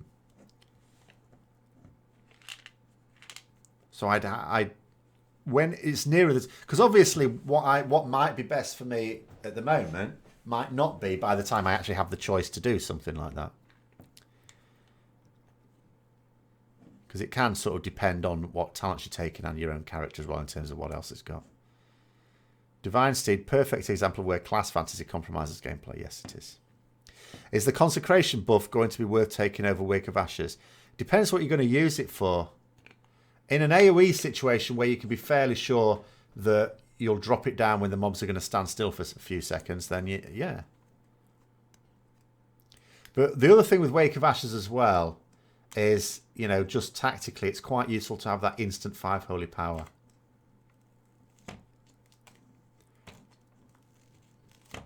But it depends. I mean, it'll be fortified next week, or this week, I suppose, depends on your point of view. It'll be fortified this week, coming. Maybe I'll try out Consecration, because it's not going to make that much difference either way for me. Because, you know. Stun on undead in some dungeons, yeah. There's not that much undead, though, is there, in BFA? There's a bit. There's a bit. What's my opinion on pet battles? I don't think they're a bad feature of the game. They're just not one I enjoy. I have done them. As more as a protest in MOP, actually. When I got so sick of doing dailies for my seals that I just turned to doing pet battles instead. But yeah, I very much like Wake of Ashes as an ability. I do like it. I mean, I was very much calling for it to be made baseline for BFA. I mean, they haven't done, so there you go. That's all there is to it. Divine Steed isn't part of the Paladin class fantasy. No Paladins ever wanted that, did they? It's part of the Diablo. Well, yes, it's a Diablo Templar stuff. But there you go. This is why for quite a while at the start of Legion in the beta and the alpha, they were calling it World of Diablo Craft, because there were quite a lot of features that were obviously from Diablo. But I don't mind that. You know, I mean, I want Blizzard to nick from other games anyway. They might as well nick from their own games. It's just that, as William said there, if it's something that's not working in WoW, if it doesn't fit WoW, then you shouldn't take it. What you don't get is the uproar of removing artifact abilities back in early BFA. Now most of them are talents, not baselines, and no one complains. Now, I think people have just got used to it. I think there are still complaints. It's just people got used to it. And of course, it may be that many of the people who complained might comprise some of the reputed couple million people that have quit. So, you know, that may also explain it. So it may not be that they've seen that it wasn't needed after all. It may be that they've just gone, well, I'm quitting the game. People quit games for less. That's what I mean about Blizzard. It's so mad. You know, don't ever take away something popular. If they thought the artifact system was a really good idea, why the hell would you put it in the game deliberately to take it out at the end of the expansion? That's just a form of madness. Absolute madness. Never remove a popular feature of a game. Ever. That should be surely rule number 1. Anyway. You're hoping Protection Warrior is actually viable. If not, it'll be bum. Surely it is. Warriors, I know they haven't necessarily been the best, but they're never bad, are they? Never, can't remember Protection Warriors ever been particularly bad. Obviously, in raid tiers, you get a couple. It depends, you know, on the situation. You'll get a couple of tanks that seem to be way better. Those are the ones you ideally want for that. But I don't think any of the tanks really work poorly. Like for Mythic Plus, I think they're okay, aren't they? Well, ours is a Protection Warrior, so I hope he is. He doesn't seem to have had any problems. Kind of fits Paladins, though, because Paladins in Warcraft 2 were always mounted. At least you think they were. Been a while. Well, it has been a while for me. And I didn't play it through very much. I didn't like Warcraft 2. So basically, I played Warcraft 2, and then when I was sort of done with the campaign, I just went back to Warcraft 1 to actually play against other players until Warcraft 3 came out. You want them to take dynamic events from Guild Wars 2 and evolve world quests into them. Make the world more interactive. Yeah, that's something I miss out. I don't play Guild Wars 2, but I play Elder Scrolls Online, where there are random events. You'll suddenly hear something, or some demons will spawn next to you. You can fight and kill those. There's a lot of like random events. So when you're out and about in the world in ESO, there's things going to happen to you.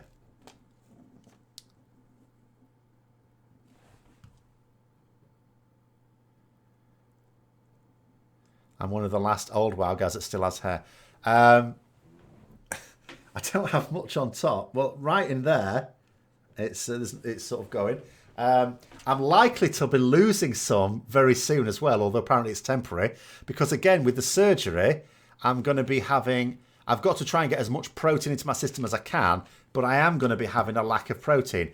That protein is going to be prioritised to healing me, which means things like my skin and hair are likely to suffer, apparently, while I'm on the recovery diets, until I can start eating properly again. Not that I'll ever actually be eating properly as I would call it now, but you know. If it ain't broke, don't fix it. Yeah, but they do, don't they? As I say, I couldn't understand it at the time. It's like you put a system into a game, a huge system as well, an integral system, especially when it's a system for class design, and then you aim to take it away 2 years later. It's actually your plan to remove it 2 years later. Things baffle me, actually.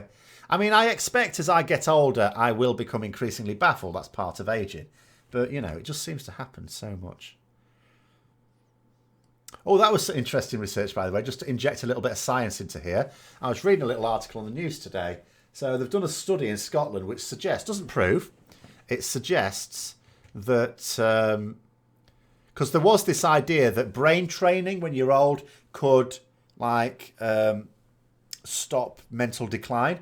This evidence seems to suggest it doesn't at all. So what you need to do is intellectual activities throughout your life so that where you start at a high point so that the decline is less severe.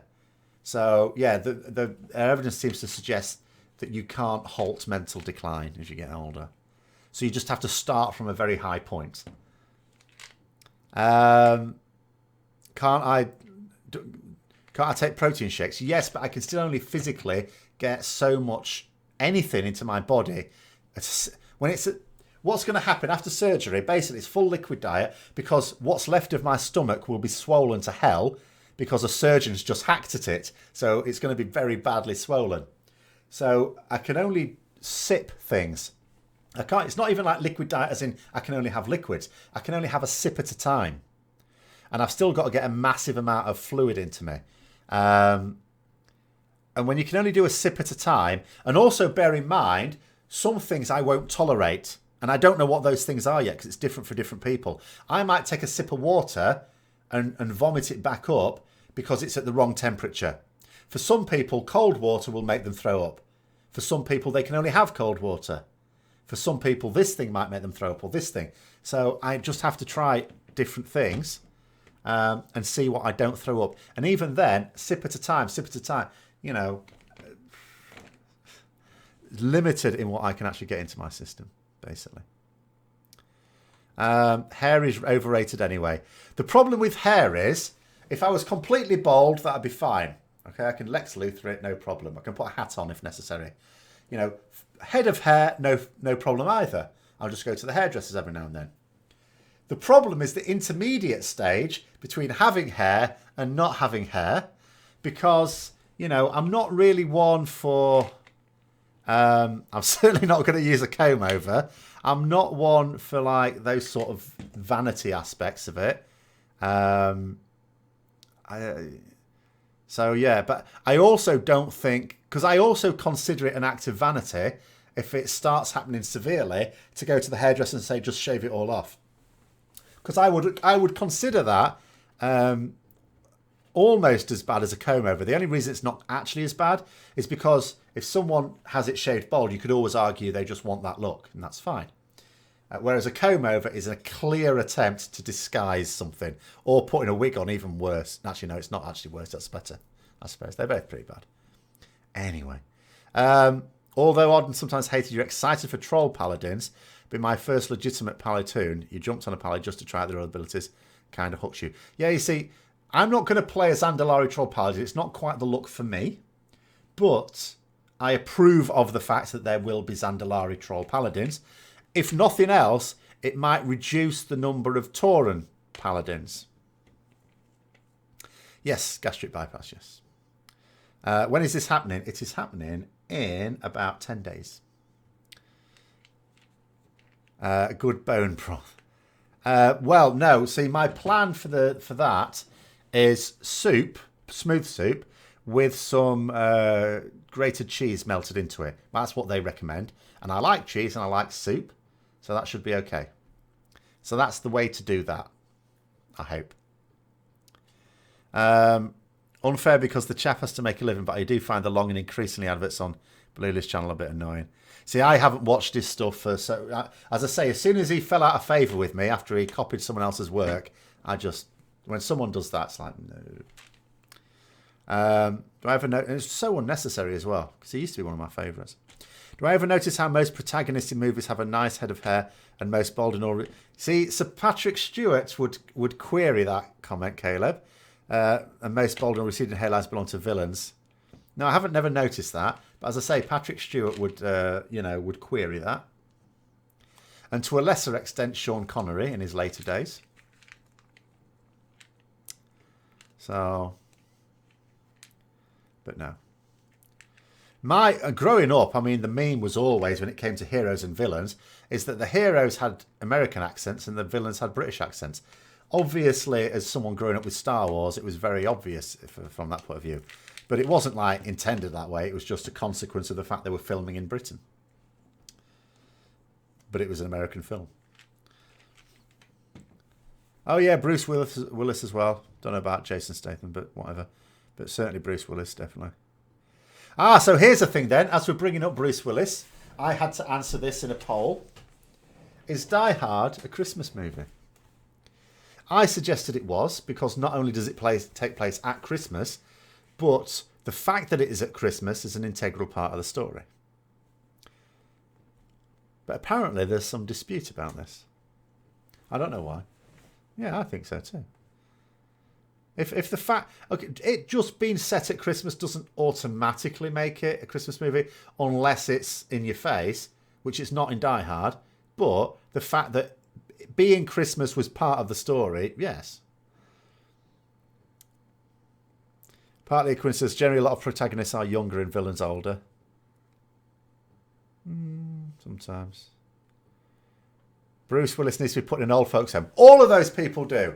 Bruce Willis, Arnold Schwarzenegger, Sly Stallone, all those people need to be told you cannot play action heroes anymore. Stop playing these bloody things. What are we on now? It's like 30, 40 years in some cases. Characters that they were playing as action characters 40 years ago apparently are still action characters. No, stop that.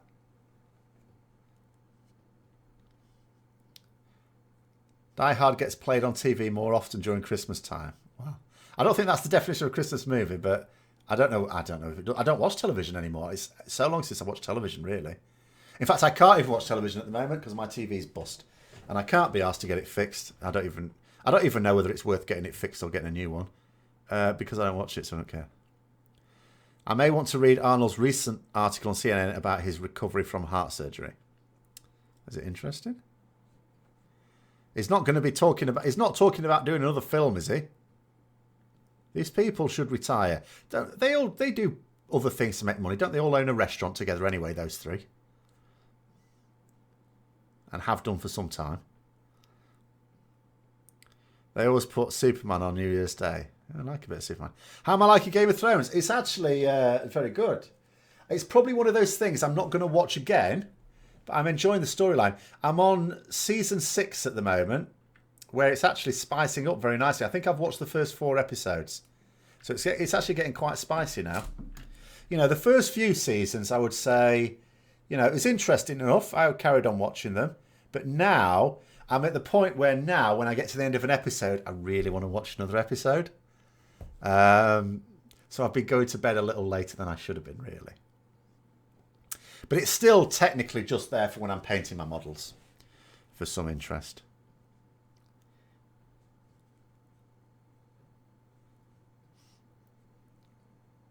But yeah, so I'm not likely to be actually watching anything this Christmas. Really, I'll be gaming and painting and stuff like that. What's my favourite comedy series? Ooh. There's a few. It's quite hard to say. In terms of American ones, it would be something like American Dad or Family Guy, I think. Quite liked Futurama as well. Friends was good for a bit until they went into the Ross and Rachel spiral, and then it all got shit. In terms of British ones, there'd be things like Men Behaving Badly, Fawlty Towers, League of Gentlemen, although that's a bit of a very black comedy, that one. None of them are doing anything now, obviously, all the British ones. I've not seen any British ones recently that I've enjoyed. But then again, how would I? Alan Partridge is sort of okay. Sometimes I like it, sometimes not so much. Tends to be, for me, the 70s and 80s series, sitcom series that I've got on DVD. Those tend to be the main ones. Yes Minister and Yes Prime Minister, of course. That's what taught me a lot about politics when I was growing up. But anyway. If there was a television series I potentially would look forward to, it would be a Warcraft-based one. I don't know why they don't do that. Obviously not live action, animated. Dad's Army, yeah. I don't like The Office, no. I don't like either the American or the British version of The Office. I genuinely do not see what all the fuss was about when I watched it. It was just cringeworthy. I think that's maybe what it is. I have an issue when people are embarrassing themselves. I have to turn it off. Like, going back to Friends, whenever I could sense that Ross was about to humiliate himself, which used to happen quite a lot, I would have to change the channel and come back another minute later and hope he'd finished. I just feel too much empathy for people humiliating themselves. So that's maybe why I don't like The Office. I can't stand to watch it. I empathise too much. Even though they're just fictional characters and I know that, I cannot stand to watch people humiliate themselves. I just feel really bad. It's not an enjoyable experience for me.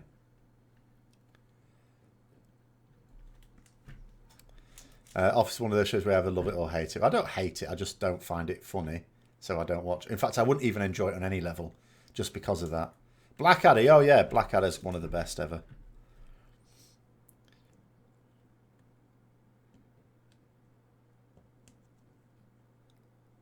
So, yeah. But it'd be very difficult probably for me to come across new sitcoms anyway, because I say I don't watch television.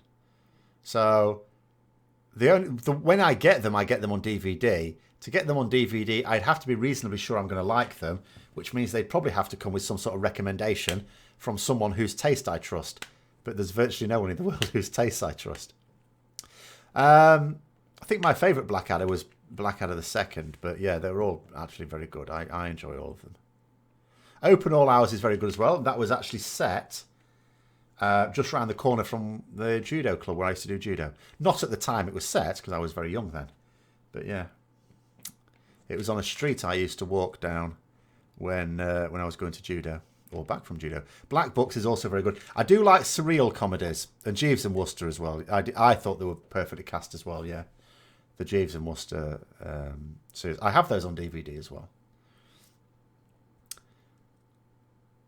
In fact, actually, that's quite an interesting point about Jeeves and Wooster, because that's probably the only comedy I can watch where people do humiliate themselves and I find it amusing and not like cringeworthy, which is weird. Because yeah, I can absolutely stand to watch Bertie embarrass himself constantly. You feel sorry for him, of course, but I can watch it. Whereas when characters do that in general, I can't. No.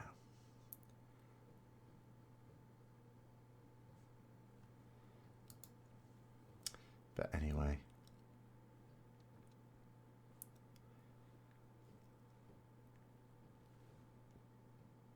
You don't get all the jokes. Well, I suppose that's it, yes. I suppose certain sitcoms will have humour associated with with its country of origin, so sometimes people won't get certain things. Like there's some things in American comedies, like when I watch Family Guy or American Dad, some things I don't get. I mean, I'll tell you one thing, which is a bit of a meme in Family Guy. You know the thing which started off with Peter falling down and then hugging his knee for like ages? It lasted like a full minute. I don't get what's funny about that at all. And then they kept doing it as if it's hilarious. I'm just thinking, I don't understand. So sometimes you just sort of let things pass. You don't get it, move on. I must really who dislikes Ben Stiller? The only Ben Stiller film I've ever liked, and I thought this was... I've got this on DVD, but I haven't watched it for years, but I thought it was hilarious, was There's Something About Mary. Or I suppose it was in Mystery Men. That was decent too. But that's going back a while now.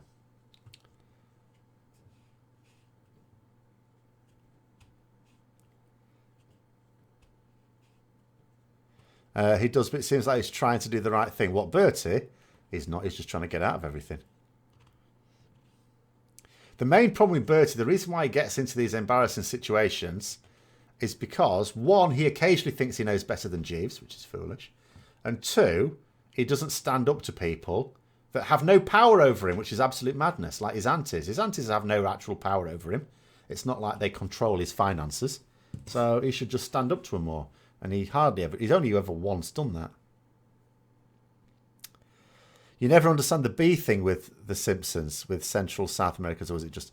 I think it was just supposed to be Mexico. But maybe...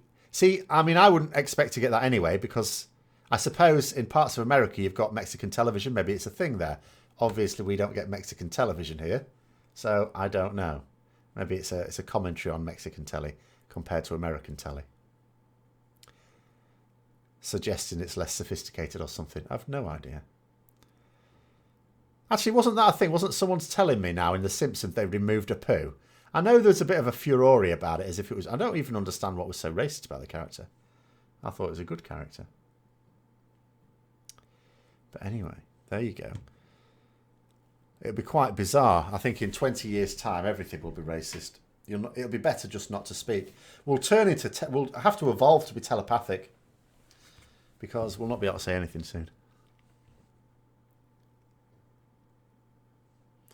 It is. I don't even think Apu's racist at all. Willie is technically, you could argue, because if you're going to talk about racism in this context as being mocking someone like someone from another culture or something, then Willie is racist from that point of view. Apu wasn't. Apu, his culture was never mocked in The Simpsons. Well, obviously I haven't watched Simpsons for a very long time. You know, I've maybe watched the first, I don't know, 15 series or something. So, you know, there's been a lot more than that since. I don't know in what direction it's gone. But certainly the first 15 series that I've watched, there was nothing. But anyway, there you go. Never mind. Whereas no one really says anything. Oh, Star Wars. Oh, God. See, my main issue with Star Wars, the last film, which is I've not bought it on DVD. I am never watching it again. Nothing will compel me to ever watch that shit again. There's no point in getting it on DVD. I can forgive everything about it, apart from the fact that just cinematically it was awful. It was dreadful. I don't care about it. If they're going to sneak some like political agenda in there, that's annoying. But I'll let it slide if it's a good film. But it's not a good film. Most characters in The Simpsons are over-the-top caricatures. Yeah, as they should be. It's supposed to be a surreal comedy. And I think, yeah, people are too sensitive about it. Yeah. Accentism. I mean, there is obviously a fine line, because sometimes people will actually abuse people, like bully people for whatever reason, and then just say they were having a joke. And they're not having a joke. They're actually belittling someone. So there is a line. And of course, when you've got a line, some people are going to disagree about where that line is, ultimately. Love thy neighbour till death do us part, never to be seen again. See, the thing about love thy neighbour till death do us part and rising damp, those weren't racist programmes. All that, you could never make them today. They weren't racist programs. They had racist characters in them, but all of those characters were always shown to be small-minded. They never won through their racism. In fact, they always lost. So the program itself wasn't racist. It was the characters that were racist, but they were always shown up. So that was what was quite good about those. But you wouldn't be able to get away with it these days, no.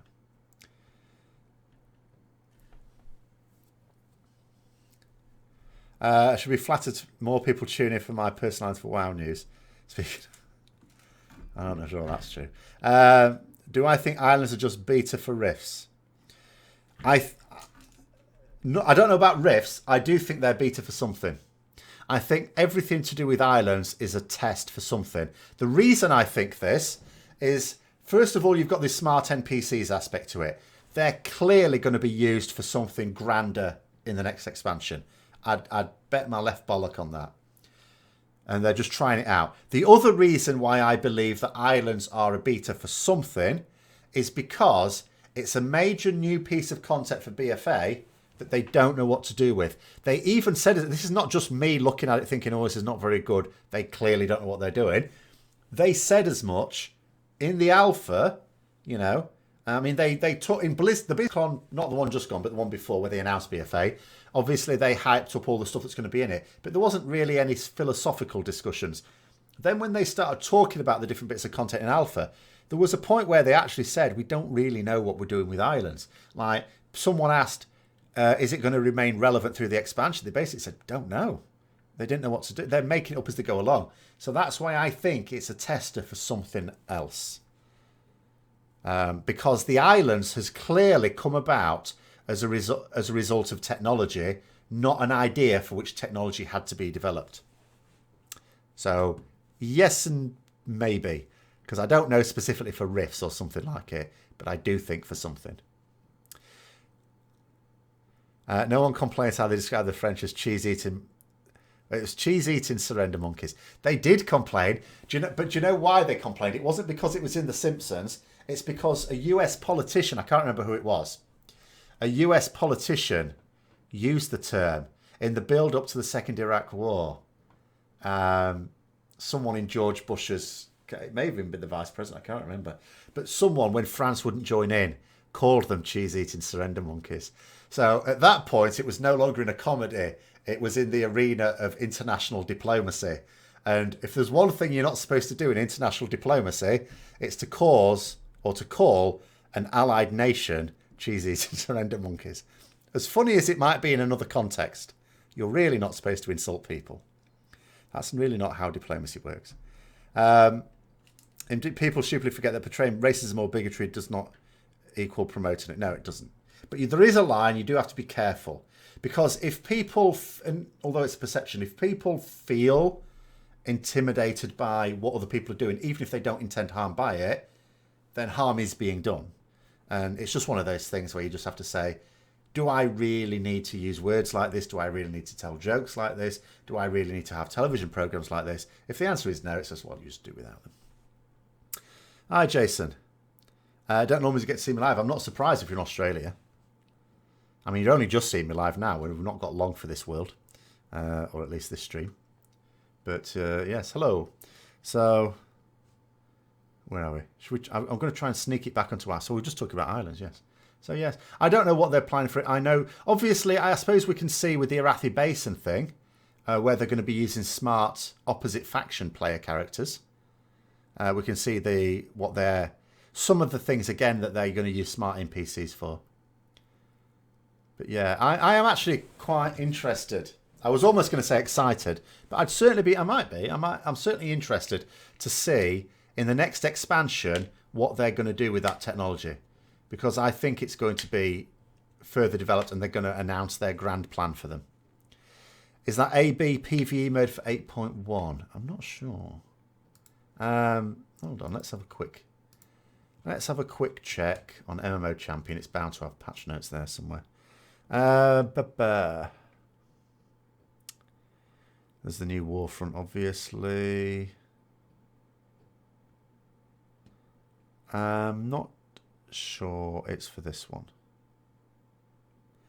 Can't see anything mentioned on the patch notes. Just scanning it very quickly.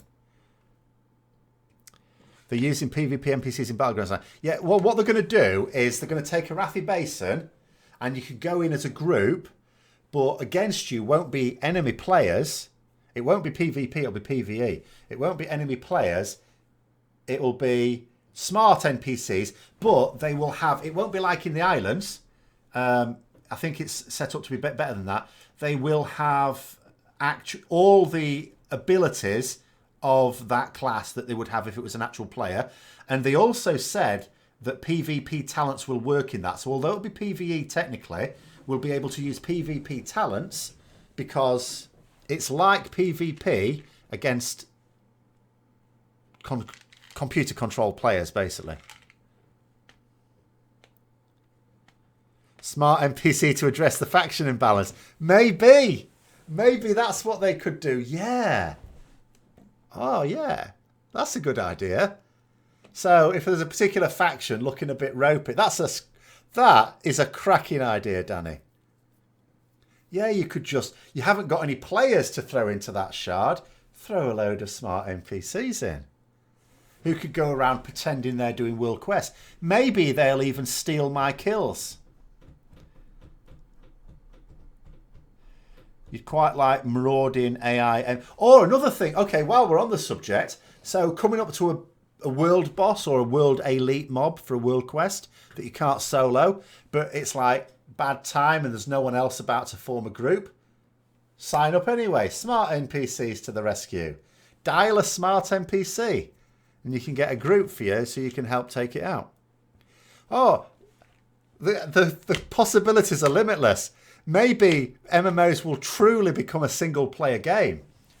Oh, you want to do Mythic Raiding? No problem. Here's 19 smart NPCs to help you out. You just give them orders.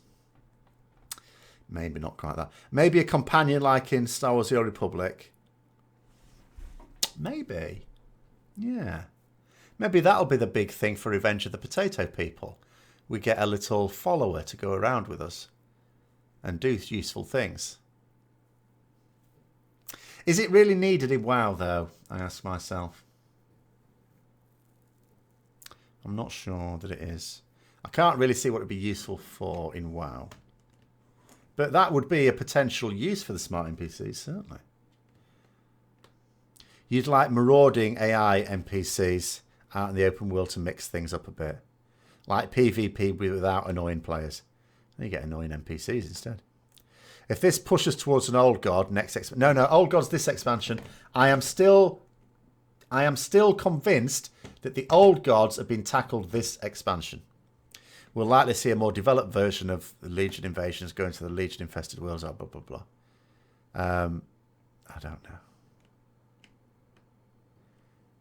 Can you customize the potato person companion? You could. I actually threw that thing away that I did for that April's Fool. The video more than paid for it. Companion with romance options. No. That was one of the cringiest parts of Star Wars The Old Republic. I used to do whatever I could to sort of dissuade anything. Didn't always work. What do I think of a spell idea for a seal? Imbue your weapon with power, causing your melee abilities to deal extra damage as long as you don't run out of holy power. No, I don't like that idea. Your holy power is a resource that needs to be used. It also caused balancing issues even if they tried it. But I don't think they should bring any abilities in that are counter to the way the class plays. It should work with the way the class plays, not against it. I'm all for like a choice, but not something that's completely contrary to how it's supposed to play. To knack a wake of ashes, apart from anything else. Perhaps Void Lords.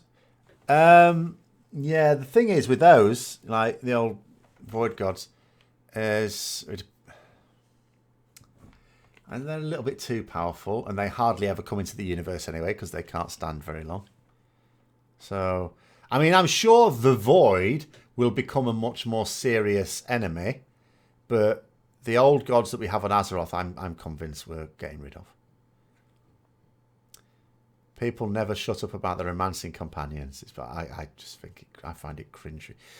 You know, it just occurs to me to be the sort of thing that would appeal to like a prepubescent teenager. I don't know. You'd love intelligent enemy NPCs. Oh, so you've said that as well, yeah. I don't know. Do we want them to be too clever? We don't want them to be that smart, do we? Because they'll overpower us. You get into a situation where there's multiple of them and gang up on us. It'd be nice if normal NPCs get a bit smarter. I don't want them too smart, though, like I say, because we take on multiple NPCs at a time.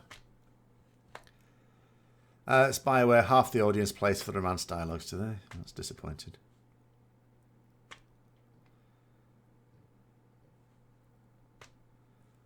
Unpredictable bosses would kind of screw up tactics. Yes, they do. Oh, yeah. You have to be quite careful about that. I mean, I think I was mentioning last week, Spirit Kings in MOP, to begin with on heroic level, which is like what we'd call mythic now. That had the first one was always the same, and then it was a random order after that. But then they changed it so it was set because it throws your tactics out completely.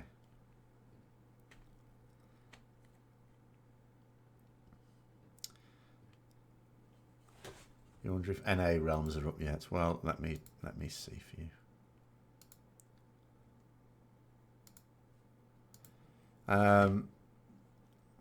Be nice to see the intelligent AI used in a new challenge.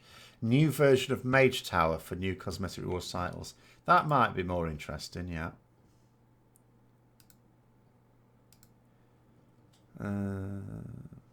No, I don't see any realms up on my US account, so I'm guessing not. Maybe somehow combine raids with battlegrounds. Maybe that was the kind of the plan with Warfronts. Maybe. I'm not sure it's interesting enough, though.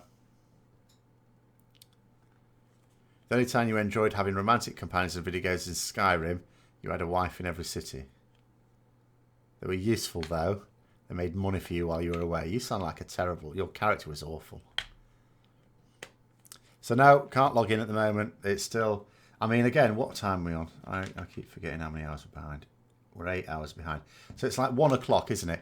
Don't they usually come up about 2 or 3 o'clock in the afternoon? In which case you're an hour or 2 away still. Think it feels really bad to have to put your artifacts in the bank after all the effort you put into building what you're in Legion. Yeah, well, we were talking about that earlier. You know, why would you come up with a system that's actually quite popular and then remove it? Why would you ever remove something popular in a game? Ever. It's mad. And I think what's particularly galling is what they replaced it with is not at all popular. The opposite of popular, in fact. Absolutely dreadful. Anyway, we've sort of run out of time there. We'll just do the last couple then. Your BFA feels bad for you after how good Legion was. See, well, that's another thing. You've got 2 aspects to BFA. One is the fact that certain things just haven't worked well. And another is perception based on the previous expansion. It fares poorly compared to the previous expansion. And potentially what made Legion seem better than it was is that was being compared with Warlords of Draenor. So we'll just have to see what people feel of the next expansion. I power the artifact by putting the stone around the neck and put it in the artifact. Yes, I mean, there's no reason why they couldn't have kept the artifacts. The only downside to the artifact weapons, which some people did have an issue with, and it's perfectly understandable, is it massively limited your choice of... Well, I say massively limited your choice of weapon. It removed your choice of weapon completely. So if you were a caster, and your spec of choice was one that would have a staff, and you preferred one-hander and offhand, especially if that was part of your cool transmog, then you were screwed. So maybe there should have been more choice. Maybe there should have been artifacts for each weapon choice that you naturally have, rather than it just being one artifact tied to each spec. You know, I think they could have... Maybe they could have used that to expand the system in BFA. There's things they could have done to retain the system, but just didn't.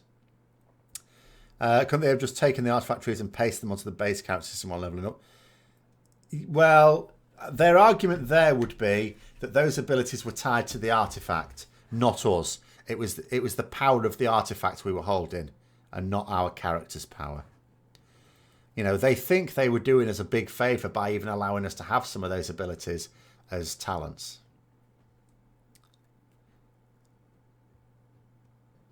But anyway. I'm going to call it there. Thank you very much for coming on. And I'm just trying to think. So there will definitely be one next Tuesday, of course, naturally. I'll update next Tuesday. The Tuesday after there should be, because I should have recovered by then, but we'll just have to see how it goes. I will keep people posted. But yeah, thanks very much for coming on. And until next time, I'll see you later.